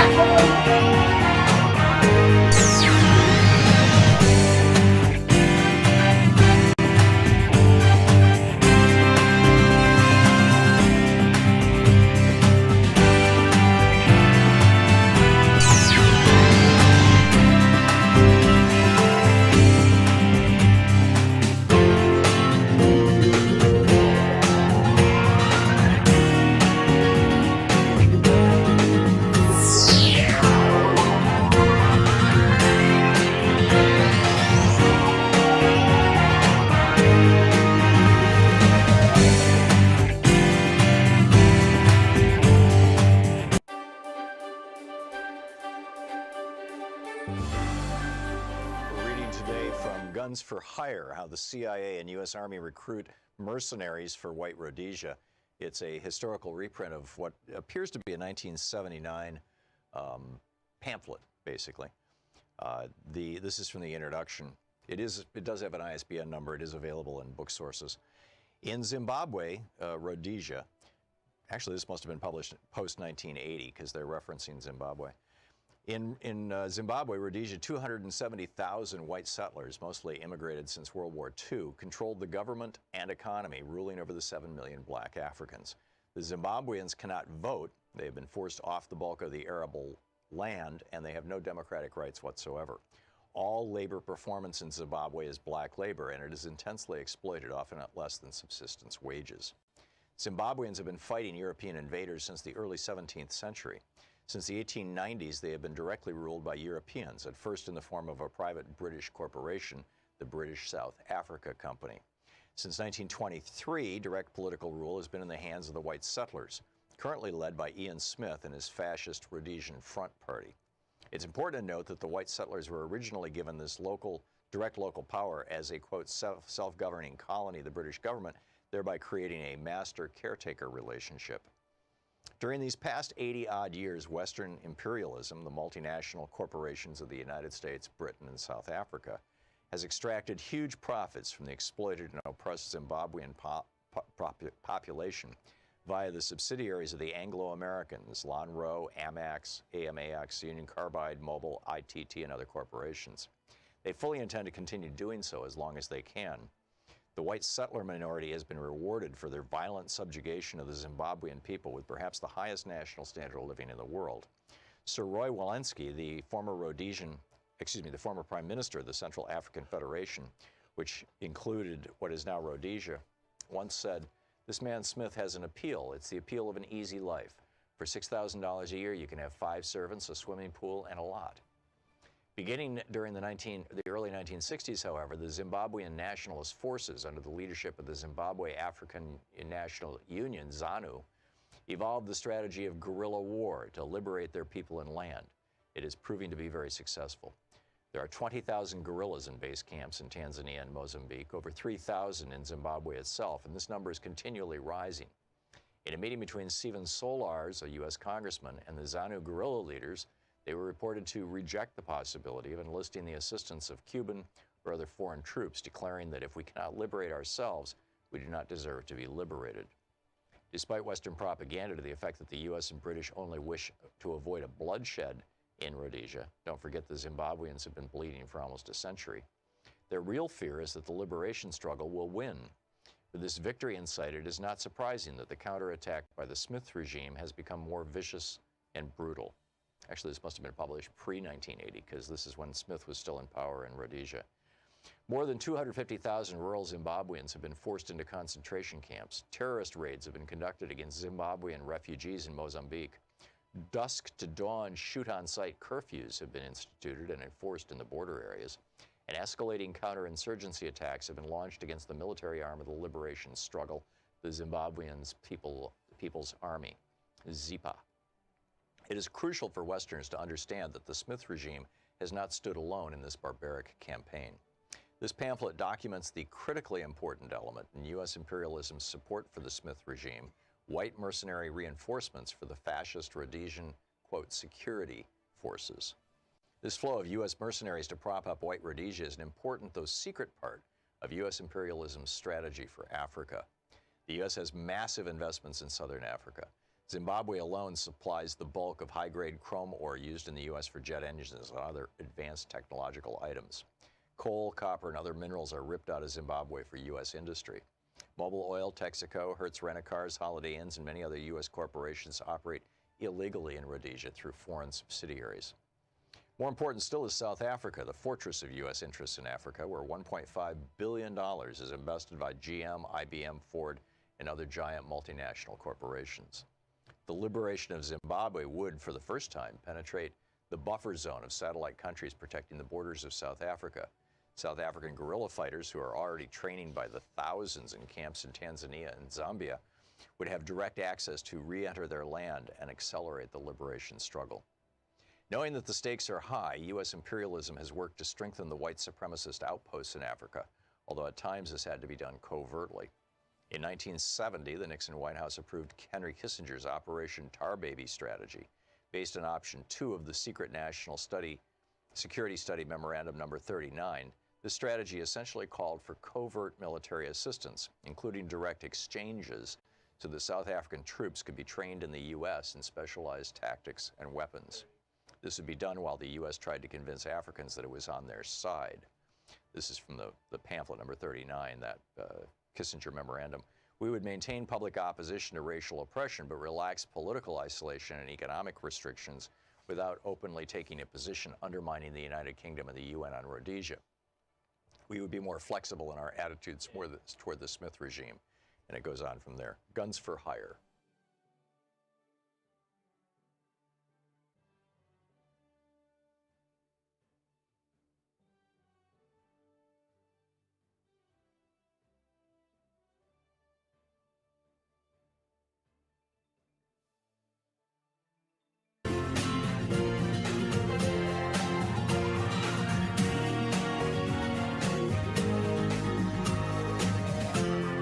This is the Thom Hartmann Program. And welcome back to the third hour of our program. I wanted to just highlight why I think that Democrats often lose elections when they frankly shouldn't. And I just find this whole thing very unfortunate. I recognize that a piece of this has to do with the Supreme Court legalizing political bribery. And so there's like some big money in washing around in Democratic politics. It completely owns Republican politics. It only owns a part of Democratic politics. But the idea, well, here's the thing that got me thinking about this. Yesterday afternoon, I was watching MSNBC. I forget which show. I think it might have been Joy Reid's show. And Claire McCaskill was on, and the former senator from Missouri. I believe she's a one-term senator from Missouri. And she made the comment that Kyrsten Sinema right now, the senator from Arizona who is blocking ending the filibuster, that Kyrsten Sinema is more popular in Arizona than Joe Biden is. And then she continued to say that proves that there's still a large middle in American politics, which is the middle that she had embraced as a senator, which, in my opinion, is why she's no longer a senator. Nobody on the program, of course, was rude enough to point that out to her. but I will. Here's what's going on. Assuming that, first of all, that Claire McCaskill is correct, and I have every reason to believe that she wouldn't be saying that on MSNBC if she wasn't, that Kyrsten Sinema is polling higher than Joe Biden in Arizona. It's almost certainly because Sinema is sabotaging Democrats. And so Republicans are very happy with her. But if she wants to get reelected, the Republicans aren't going to vote for her. Just like, Claire McCaskill trying to pursue these very centrist, very kind of corporate-friendly policies that, where she was aligned with the so-called moderate, kind of the Romney wing of the Republican Party. Trashing, for example, Claire McCaskill has never been a fan of Medicare for All. She's always been outspokenly opposed to it. And so what happens? Well, yeah, you poll really well. You got a bunch of Republicans who think, yeah, you're doing an okay job. But when it comes time to walk into the polling place, when it comes time to vote, those Republicans are not going to vote for her. And they didn't vote for her. They voted for a Republican. She got replaced by, as I recall, Josh Hawley.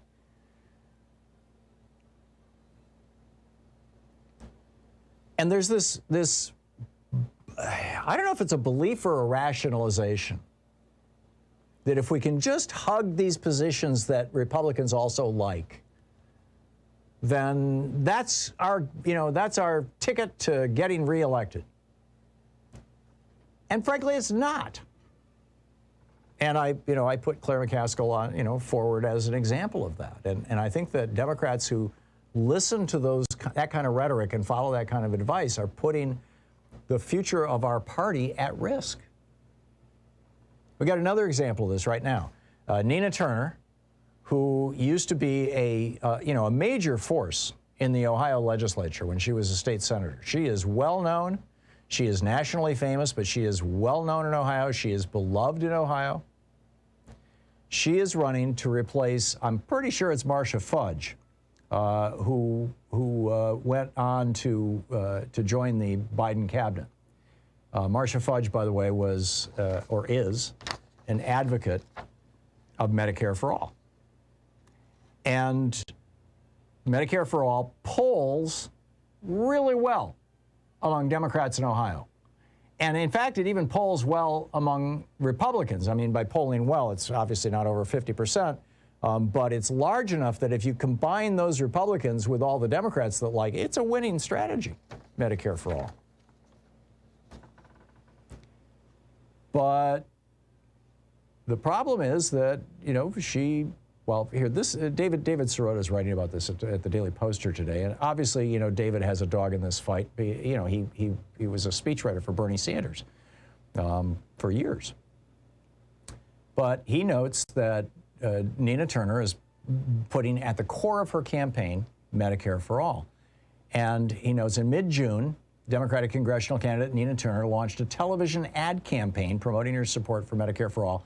Less than 2 weeks later, the pharmaceutical industry's lobbyists and its bankrolled lawmakers on Capitol Hill are trying to block her election through an opponent who has been publicly vilifying Medicare for All in the midst of a pandemic. A 2018 poll showed that Medicare for All is wildly popular in Northeast Ohio, and Turner is running in a district that has been represented for nearly 30 years by lawmakers who have supported Medicare for All, and that includes Marcia Fudge, who left Congress to serve in Joe Biden's. Yeah, my memory was correct. And so Turner says, she's going to carry on that legacy. And she launches this ad worry about her own family's challenge of dealing with health expenses. And I'll throw in the caveat, Louise and I have had broken bread with, I guess is the expression, with Nina and her husband, and she's been on this program a number of times, and we know each other, as much as you can in politics. And I love Nina Turner. I think she's a wonderful. I mean, I love her as a person. I love her as a politician. So on June 15th, she launched this television spot,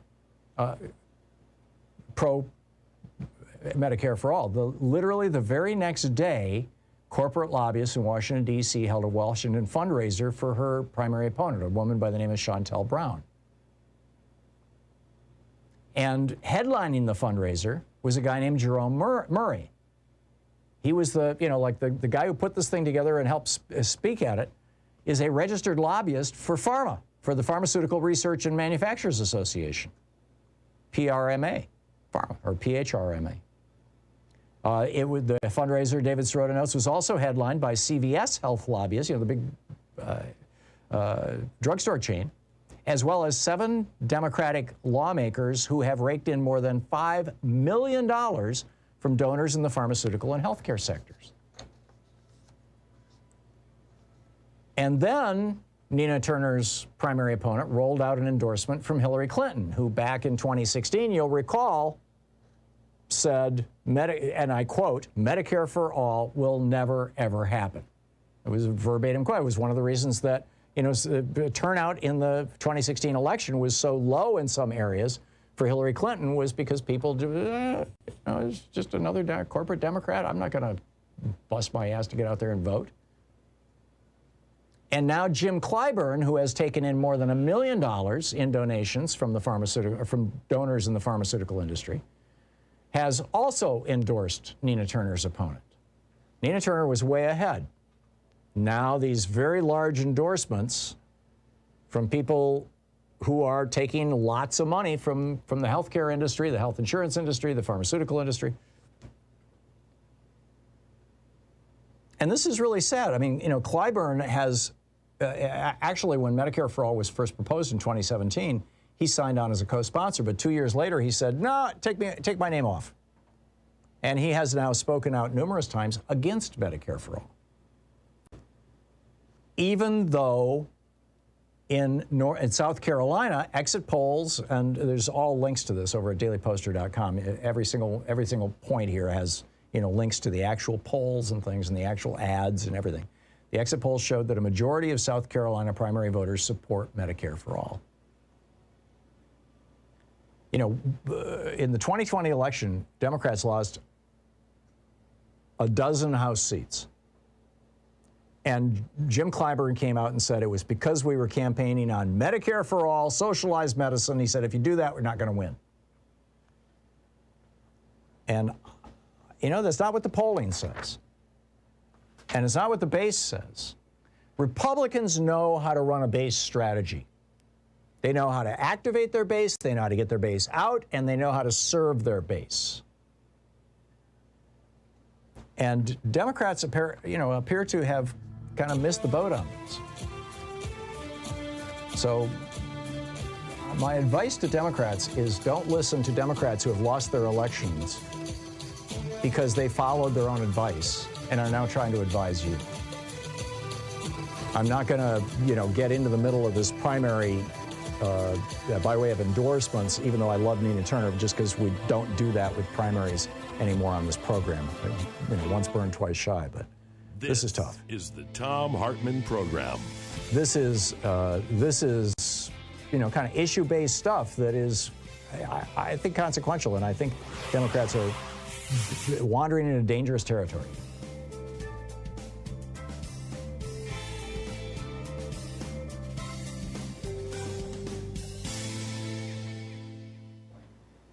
And welcome back. Let's see here. Francis in Seattle. Hey, Francis, what's on your mind today? Thanks for listening to KBCS. Francis? I'm not hearing Francis. So I'm going to put Francis on hold. She's on line 3. And let's see here. Nola in Inglewood, California. Hey, Nola, what's on your mind today? Yes, thank you.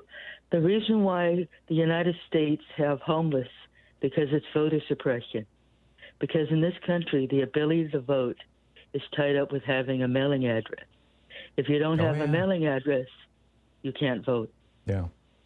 Yeah, I would say that's not the cause of it, but it is one of the more consequential side effects. We have politicians who are making policies that will affect people who are homeless, and people who are homeless find it almost impossible to vote because they don't have a postal address any longer.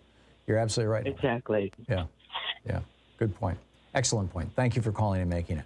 Mark in Valley, Washington. Hey, Mark, what's on your mind today? Well, Tom, I'm to the point where patriotism is the last vestige of scoundrels. Yeah, resort. I'm with you. Here's a little example why I think this way. You looked at Vietnam back when I did too.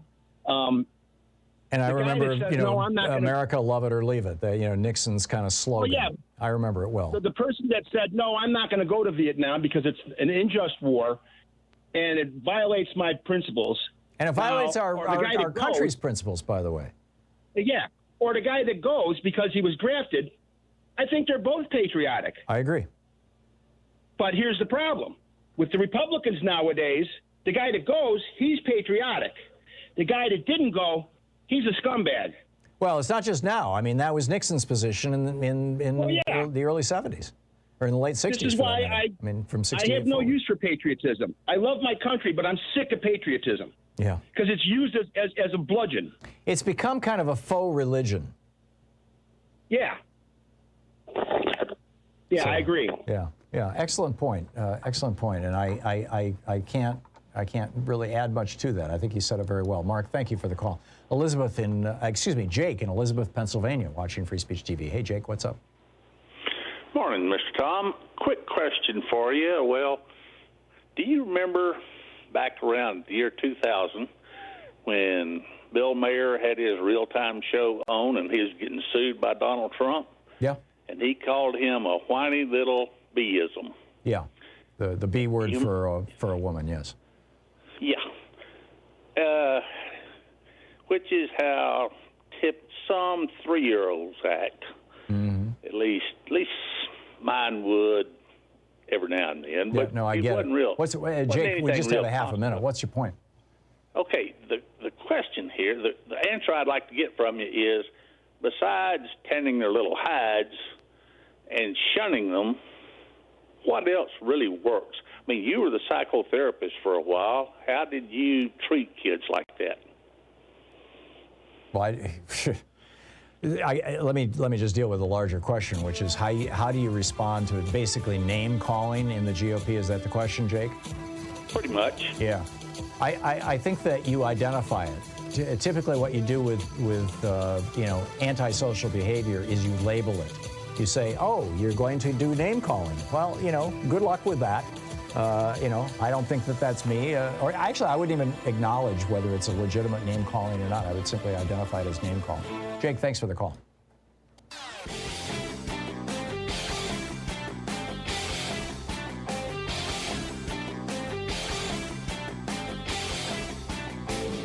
Our 1-hour free podcast recaps our show, and it's available wherever fine podcasts are found. And we have the full 3-hour podcast available over at thomhartmann.com if you want to really support our program. So David Perry over at Medium.com put together a list of 38 reasons to investigate the Trump administration. Everything from the Russian influence over the 2016 election to the Trump family's collusion with Russia to Ivanka Trump's trademarks to federal spending at Trump properties to the civilians killed by Trump's drone strikes to the Trump administration's role in turning the United States into the global epicenter for the COVID-19 pandemic. Yes, we are. Yes, it's grim. Their decision to sideline the CDC, politicizing mask wearing just to try to get himself reelected, the number of people who died because the White House kept PPE from blue states, from Democratic-led states, the contents of the Trump documents that Trump refused to release to the House Judiciary Committee and other committees, all the people who wouldn't speak, at all, ignoring subpoenas, violations of the Hatch Act, the deportation of COVID-positive immigrant families, illegal altering of records. Anyhow, there's a whole list. It's over at thomhartmann.com. Check it out.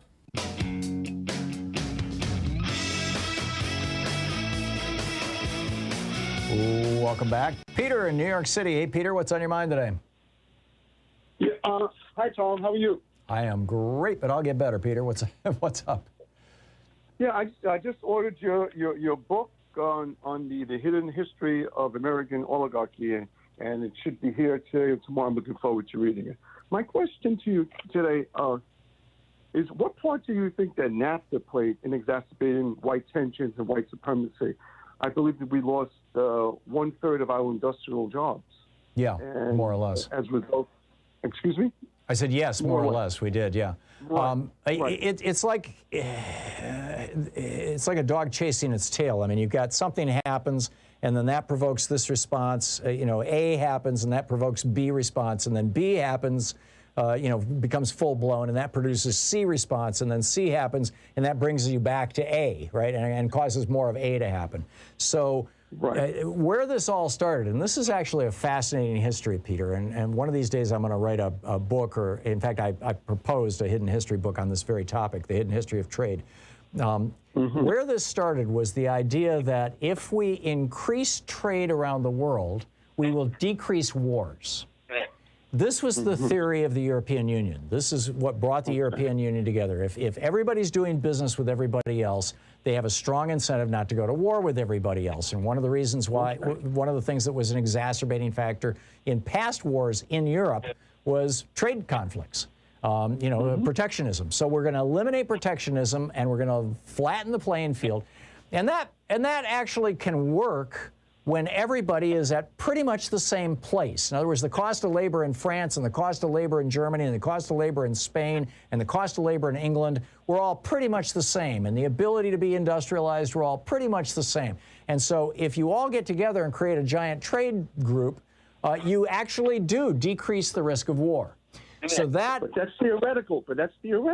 Well, yeah, no. Actually, I think the experience of the European Union has actually demonstrated it. After 2 world wars within a 20-year period, back in the first half of the 20th century before this. But here's where it gets bad. So then you take that logic. The Reagan administration took that logic, and there were a bunch of neoliberal think tanks back in the day, groups like, the Foundation for the Defense of Democracies and other ones, I'm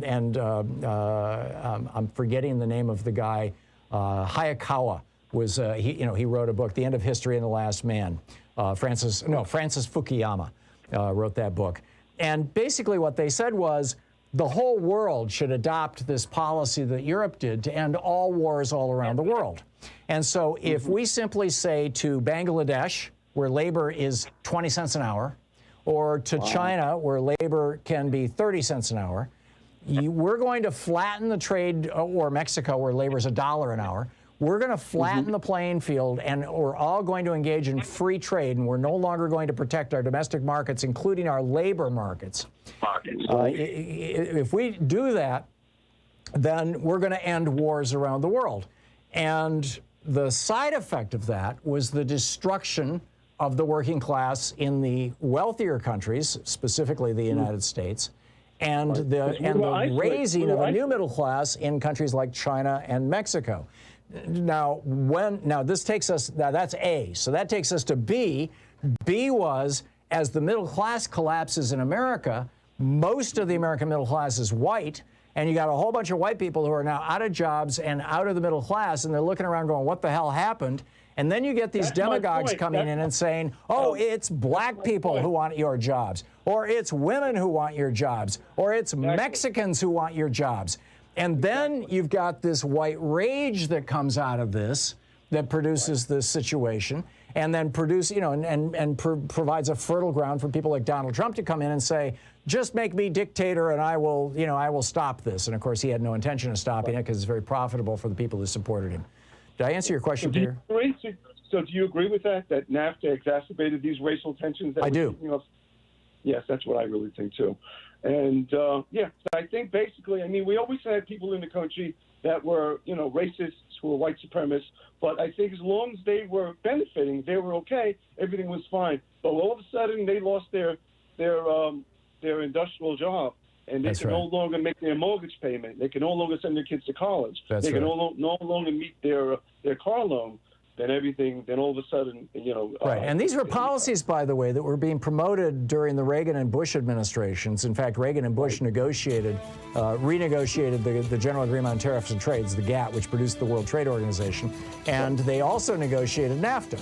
Bill Clinton signed it, but it was negotiated during the George Herbert Walker Bush presidency in 1991. I was so incredulous. I didn't believe a word of it. Not a word of it. Yeah, well, neither did Ross Perot, and neither did most of us.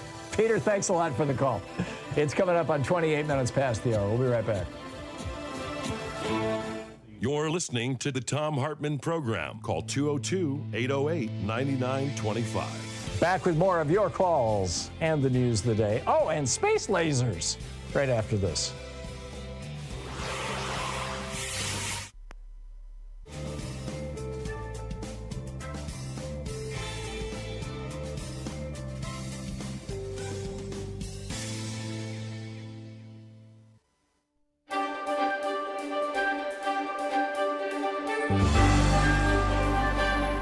Reading today from a book by Four Arrows, also known as Donald Jacobs or Don Jacobs. It's titled Point of Departure, Returning to Our More Authentic Worldview for Education and Survival. This is from Chapter 3, Community-Oriented Self-Authorship. Knowing the power of intentional and unintentional trance-based learning and how the latter can make us susceptible to believing untoward communication from authority figures, we can understand one reason self-authorship is important in the indigenous worldview.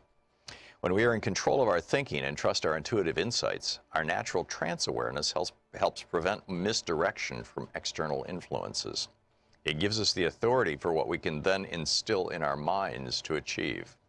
If someone such as a trusted shaman or psychologist has, certain skills at hypnosis, we might tentatively authorize him or her to help us form the most effective images, but we do so with full awareness.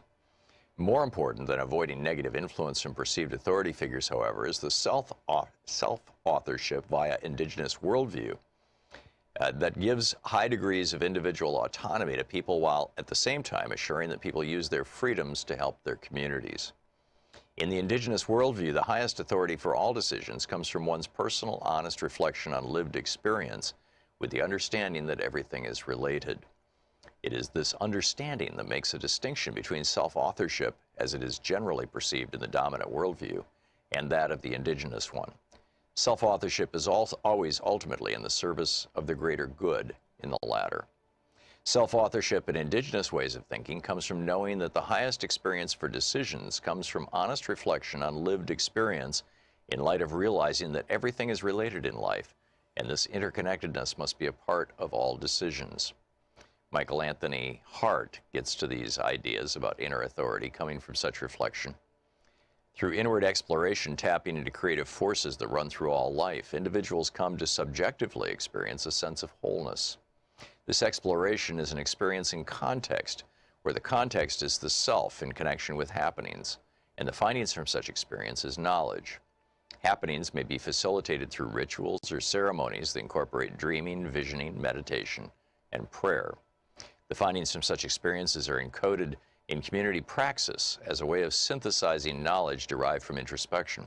Hence, indigenous peoples' cultures recognize and affirm the spiritual through practical applications of inner space.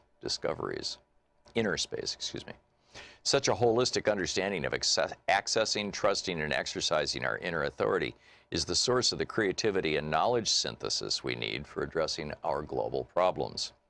While Ehrman refers to this inner authority with the Cree term mamatawisin, which is the capacity to tap the creative life forces of the inner space by the use of all the faculties that consume our being, it is to exercise inwardness.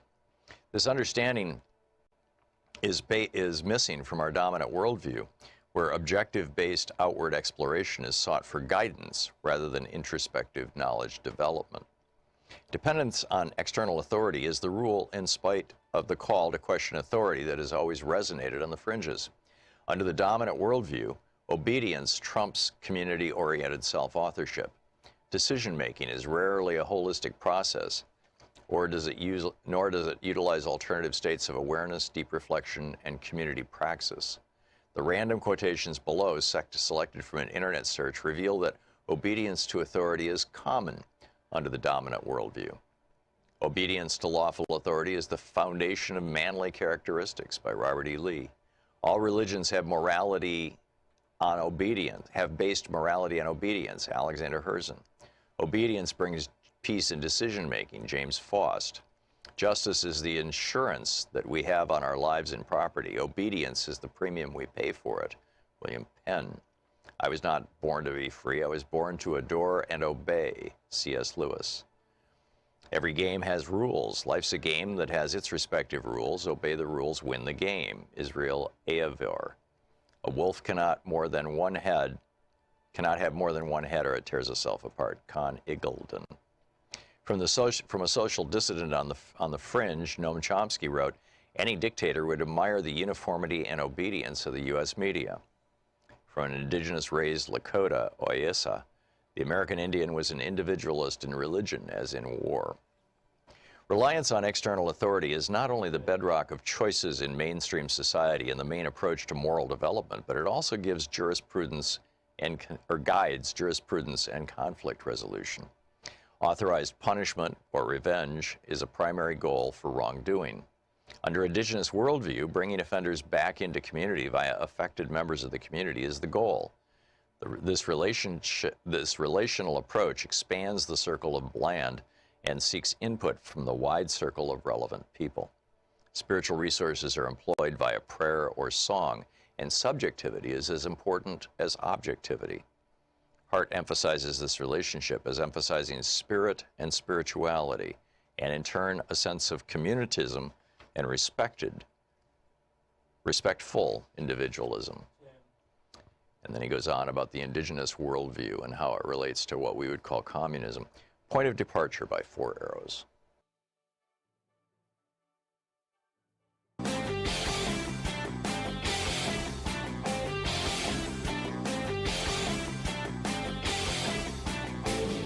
Share the Thom Hartmann Program with your friends. We're available on SiriusXM, Free Speech TV, Pacifica, commercial stations nationwide, YouTube, Twitter, Facebook, on the Thom Hartmann app, and you can even tell your smart speaker to listen to the Thom Hartmann Program. So people wonder, why militias all of a sudden? How is it that all kinds of Americans are showing up with assault weapons in the Capitol building trying to assassinate the Vice President of the United States and the Speaker of the House of Representatives and stop the counting of the presidential votes, the Electoral College votes? Where did this come from? You know, the last time we saw an armed uprising against the federal government in the United States was 1861. It was the Confederacy. Is this a Confederacy rising again? Well, yeah, there is a huge white supremacist element to it. In fact, I'd say it's one of the primary animating impulses. But what really got these things going, these militias going, was the Heller decision written by the opinion written by Antonin Scalia and published on June 26, 2008. And it has crazy language in it, basically begging for militias. I share it with you in a special video over at thomhartmann.com. Check it out.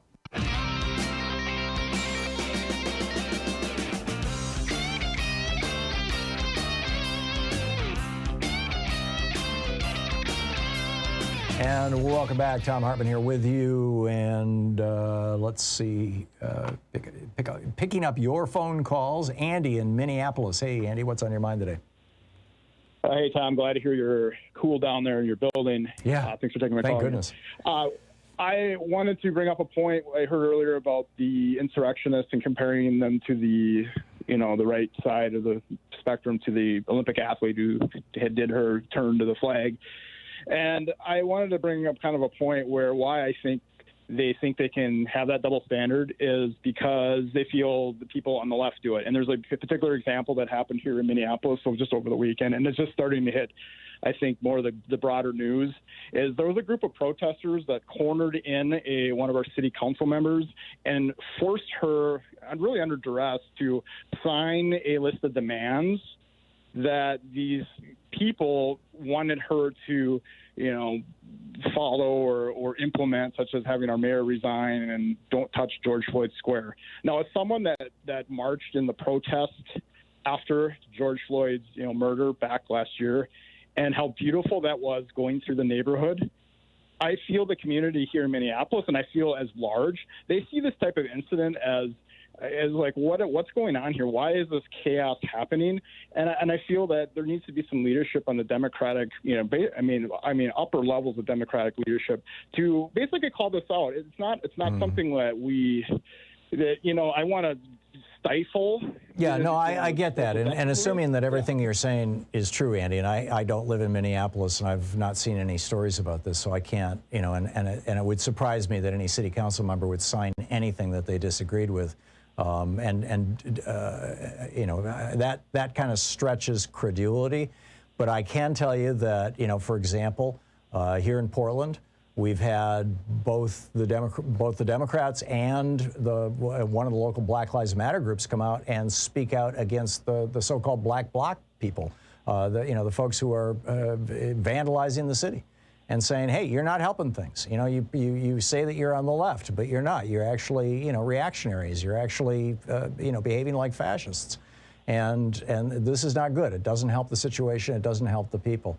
And the problem is that even the smallest perception that anybody on the left might be behaving the way that is now normal behavior across the right, running the campaign, the Kamala Harris's campaign bus off the road down in Texas, or, attacking the U.S. Capitol, or attacking, for that matter, here in Oregon, the Oregon Capitol, storming the Capitol and trying to find and God only knows what they wanted to do to our governor, Kate Brown. This kind of behavior, which has just become the norm on the right, when there's the smallest little example of it on what appears to be the left, but typically is a group of people who are genuinely not associated with the left, any more than the anti-war movement, by and large, back in the 60s that I was part of, was strongly associated with the Weather Underground that was blowing buildings up and killing people. To whatever extent that can be identified, it gets blown out of proportion by, in particular, local right-wing radio talk show hosts and local right-wing media. Sinclair television stations are all over it. Right-wing radio stations are all over it. You get right-wing media all over it, and it doesn't help. So yeah, we do need to be policing ourselves, and we do need to be responding to those things. And we also need to realize when the exceptions to the rule on the left, whereas it is the rule on the right, when those exceptions to the rule happen, we do have some responsibility to not go down that road. So anyhow, Andy, thank you for the call and the point you made. Patrick in East Lansing. Hey, Patrick, what's up? Solar and Patrick, I can't hear you. It sounds like you're talking to me on a speakerphone. I'm going to put you on hold. He's on line 4. Chrissy in Madison, Wisconsin. Hey, Chrissy, what's on your mind today? I hear everything you guys are talking about, and it sounds like the parents on Peanuts. Wah, wah, wah. Because literally, I cared passionately about all of this stuff up until a couple of months ago when I joined a Facebook group called Faster Than Previously Expected, and I started learning how truly things have changed in the climate catastrophe problem. And it scares me so much because literally all I can think about is that we only have like a year or two left on this planet, and it's going to get bad.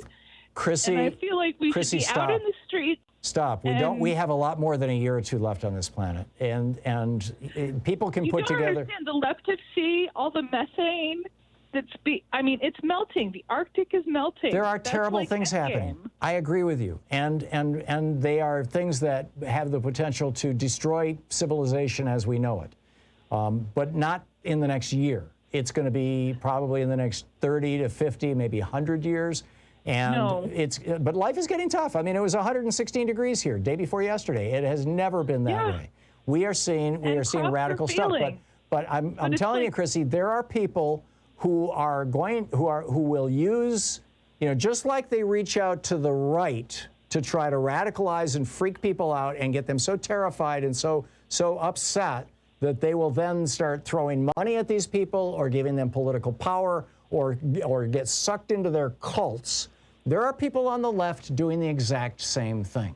Nobody's trying to extract money from me. I'm just looking at articles from scientists and NASA and all sorts of concerned citizen groups. I had Guy McPherson on this program several years ago, Chrissy, talking about how we'd all be dead by now. Yes, I know. But it's like what's happening right now is like a game change. And I think that our governments all the world governments should be coming together to try and figure out how to do, capture of CO2 and put it in the cement or something. I agree. And stop burning fossil fuels. I completely agree. Completely. And there's a lot that needs to be done, and it needs to be done worldwide. And it's probably going to take a major disaster, sort of like, the apartment building collapsing down or the condo collapsing down in Florida is now all of a sudden you got 170 buildings down there that they're pulling in the inspectors. They're going to do something about it. Sadly, this is part of the human condition, that we respond to disasters rather than to warnings. It's the whole Cassandra story. But it is not something that we should be frightened by or crying about. It's something that we should be energized by and getting active about. And I'm literally terrified. Every thought I have is like, what does it matter? We're going to be dead soon. We're not. And I'm not crazy. Chrissy, I know you're not crazy. The odds are you will die of old age. And probably so will your children. I hope you're right. And, no, I am right. And I, if you want, I had this whole conversation just last week with Michael Mann, who's like one of the leading climate scientists in the world, and who, if you want an alarmist, he's the guy who invented the hockey stick that Al Gore popularized. The whole idea that when it happens, it's going to happen really fast. And he's been brought up in the group faster than previously expected on Facebook, and they're calling him a shill and that he's given in. And he's lying to people. Chrissy, I'm telling you, number one, I don't. Out. Yeah, Chrissy, please don't promote that group on this program or anywhere else, because this is one of the strategies that, whether it's people, whether it's trolls from Russia or Saudi Arabia, or whether it's the fossil fuel industry trying to flip you out, or whether it's well-intentioned people who are just like, the world is going to end. I've been hearing that the world was going to. I remember in the 1970s, Hal Lindsey publishing a book, The Late Great Planet Earth. In the Christian right, they were convinced that the world was going to end by 1978. And Hal Lindsey sold millions of books and became very rich doing that. There are people who have agendas beyond just saving the world. It is important that we stop using fossil fuels as quickly as possible. And there's a lot that we can do. And the number one thing that we could do in the United States right now is, more than half of all the fossil fuels that we burn in the United States are transportation and housing. And we can change that. We can heat our houses with electricity, and we can run our cars with electricity, and we can generate electricity in a sustainable fashion, and we can do that within a decade. It's just going to take $6 or $7 trillion. And so if we want to get there, rather than promoting Facebook groups that are hating on scientists and encouraging people to be freaked out, what we need to be doing is pushing politicians, particularly Democratic politicians, to say, yes, give us that $6 or $7 trillion program through reconciliation, and let's reboot this country. Let's build it back better, and let's get things going. But in their posts, so it's not like they're saying it in their posts. It's like when you read down in comments, that's where that stuff comes from. But their posts are just talking about facts. Yeah, well, maybe not. Again, I can't speak to it. I haven't looked at the site, but I'm very familiar with the sites like this, Chrissy, and I've been through them. I've written 2 books on this. I've done a deep dive into it, and it is terrible. It's a very serious situation. And hundreds of millions of people are going to be displaced by sea level rise all around the world. And I think, frankly, what we saw in Florida right now is the early stages of that. We're going to see large parts of the world become uninhabitable for agriculture and things. But where all of our waste from nuclear power plants is stored, right next to the nuclear power plants that are right by the ocean. Many of them, yes, absolutely. And there's, see, this is catastrophism. Yes, that is all true. And there are things we can do about it. And we need to be focusing on solutions rather than trying to whip up hysteria. Chrissy, I want solutions. I want action. I want action now. I don't want. Then show up you're in Madison, Wisconsin. Show up in your local Democratic Party and say, I do. Good. And keep on the pressure and keep pushing and reach out and start pushing every Democrat you can, because right now the Republican Party is not only no help in this, they are actively opposing any effort to do anything about it. They are literally the only political party on earth, in any developed country on earth, that denies climate change. But we got to do something about that. Chrissy, thank you. You're listening to Thom Hartmann. Visit ThomHartmann.com for audio and video archives. 47 minutes past the hour. Back with your calls in just a moment.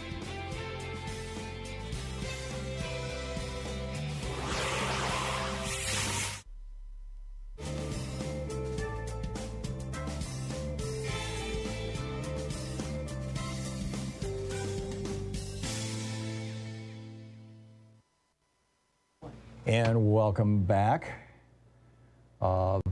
trying to get people who've been on hold the longest here. Richard in Los Angeles. Hey, Richard, what's on your mind? Hello, Mr. Hartmann. I got a question. Do you think that Nancy Pelosi should put some teeth into the subpoena process before she starts this committee? Because these guys are going to do just like McGahn did, and we'll be chasing them for 2 years. Can't we fine them? Can't we put them in jail till they talk? I agree with you. What can we do? I agree with you. We can let our elected politicians know that we want action. We want to know what happened. We're not happy about a group of people trying to overthrow our country by violence. And I share your concern, Richard. I was very distressed when the Democrats did not enforce that subpoena against Don McGahn, among others. I mean, that was one of dozens. Right. Right across the Trump administration, they refused to produce any papers. They refused to produce anything.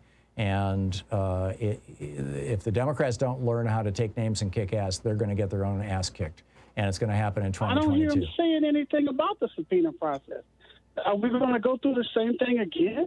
Well, we'll find out. If we do, I suspect that there's going to be some serious hell-raising going on. I'm not willing to put up with it, for what that's worth. I mean, I realize this show is a peanut whistle compared to some of the big national media. But to the extent that I can fight for, on behalf of preserving American democracy, I fully intend to. Richard, thanks for the call. Your point's well made. Marco in Los Angeles. Hey, Marco, what's up? What's up is where false patriotism began, and it was with a divisive 60s anti-hippie right-wing slogan, "My country, right or wrong."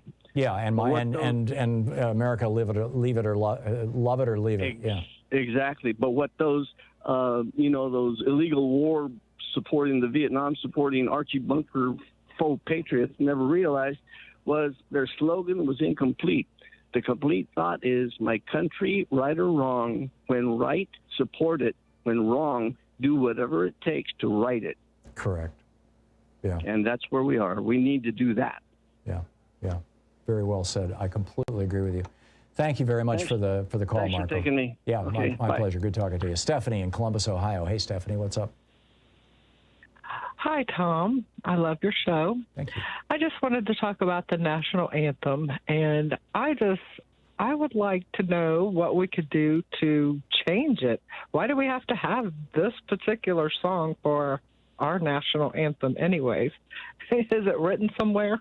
No, it was accepted by Congress during the administration of Herbert Hoover.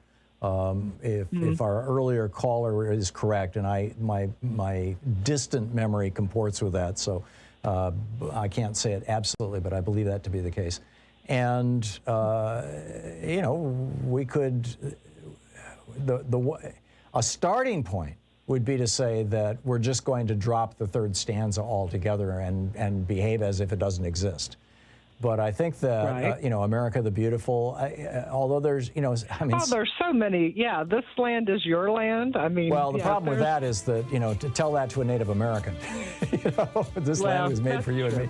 It's a very Eurocentric song. But there's nothing perfect out there. I don't know of any something better than what we have. Yeah, I'm with you. I don't know of any organized efforts to change. And it's I believe Woody Guthrie wrote it. And he was a reasonably good guy. But Stephanie, I don't know of any efforts to take it down.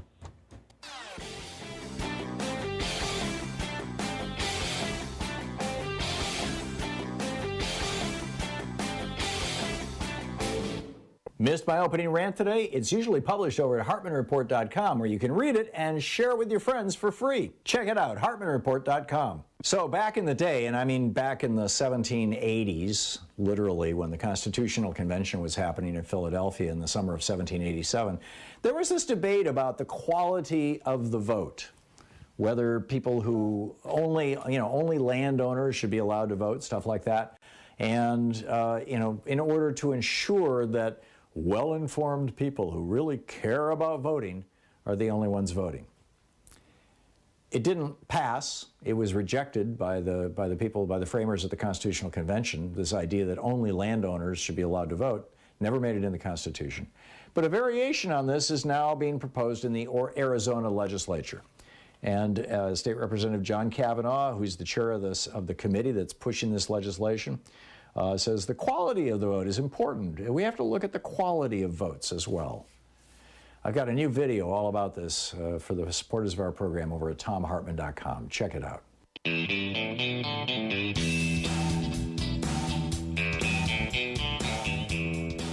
And welcome back, Kevin in Terre Haute, Indiana. Hey, Kevin, what's up? Okay, Tom. What about it? Do you think if you had each county library in America and they got together and they said, if you had these 5 books, and one would be like on politics or government, or one would be on climate change, or one would be on anger management and family, and you would have authors all over America sending in like 1 page or something, but mostly it would say, to promote the benefit of something. Like your last caller before you or so, she was complained about climate, the climate control or climate issue. But, you could also say, well, if you have a house, you put energy efficient windows in there. You make sure you have a good door seal. So you are a believer in climate change, because when you invest money into something, it saves you money. So if you put up all the benefits for people to follow in education, in climate change, in history, in how our government works, and how many states actually have been guilty of attacking the votes of all the citizens, and it would be probably in almost all. Kevin, it seems to me like you're all over the map here. What does this have to do with public libraries? Well, I was just saying, because I read books and stuff, and I usually, after I read books, I probably have more questions than I have answers to them, and there's not a lot of information out there for me that I can find that. Well, Kevin, I encourage you to check out libraries. There's nothing wrong with them. Michael in Princeton, Minnesota. So there was a city council member in Minnesota or in Minneapolis who was forced by a mob to sign a document? Yes. Yeah. They had a contract in their hand. They held up her car for an hour and a half and forced her to sign that document. She finally signed it and was able to go on. And after the news report right behind that had an attorney on there and said that she had to sign that under duress, so it does not have any validity. Correct.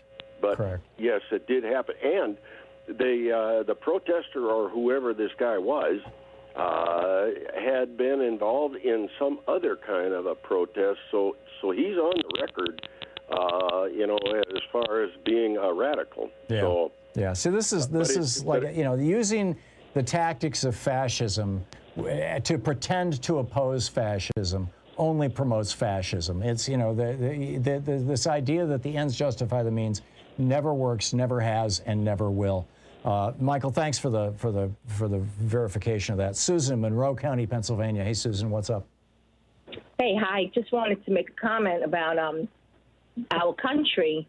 If we're so racist, we would never have voted for a black man twice. And we really need to get back to our Judeo-Christian ways of life, because I feel we've taken so much of morality and civility out of everybody that's why we're seeing a lot of this craziness.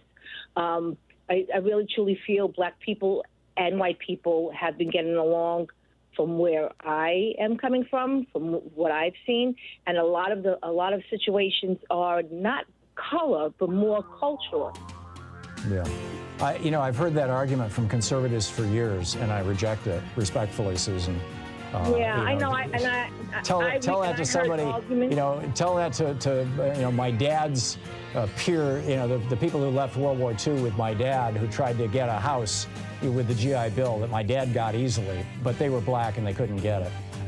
This is real. This is real, and it's still continuing. It's not as bad as it was, but it's still continuing. Wow, what a day. We will be back tomorrow, same bat time, same bat channel. In the meantime, don't forget, democracy is not a spectator sport. It does require all of us, and that means getting involved. And not getting hysterical, just getting involved and making things work. Tag You're It. See you tomorrow. You've been listening to Thom Hartmann. For audio and video archives, visit thomhartmann.com.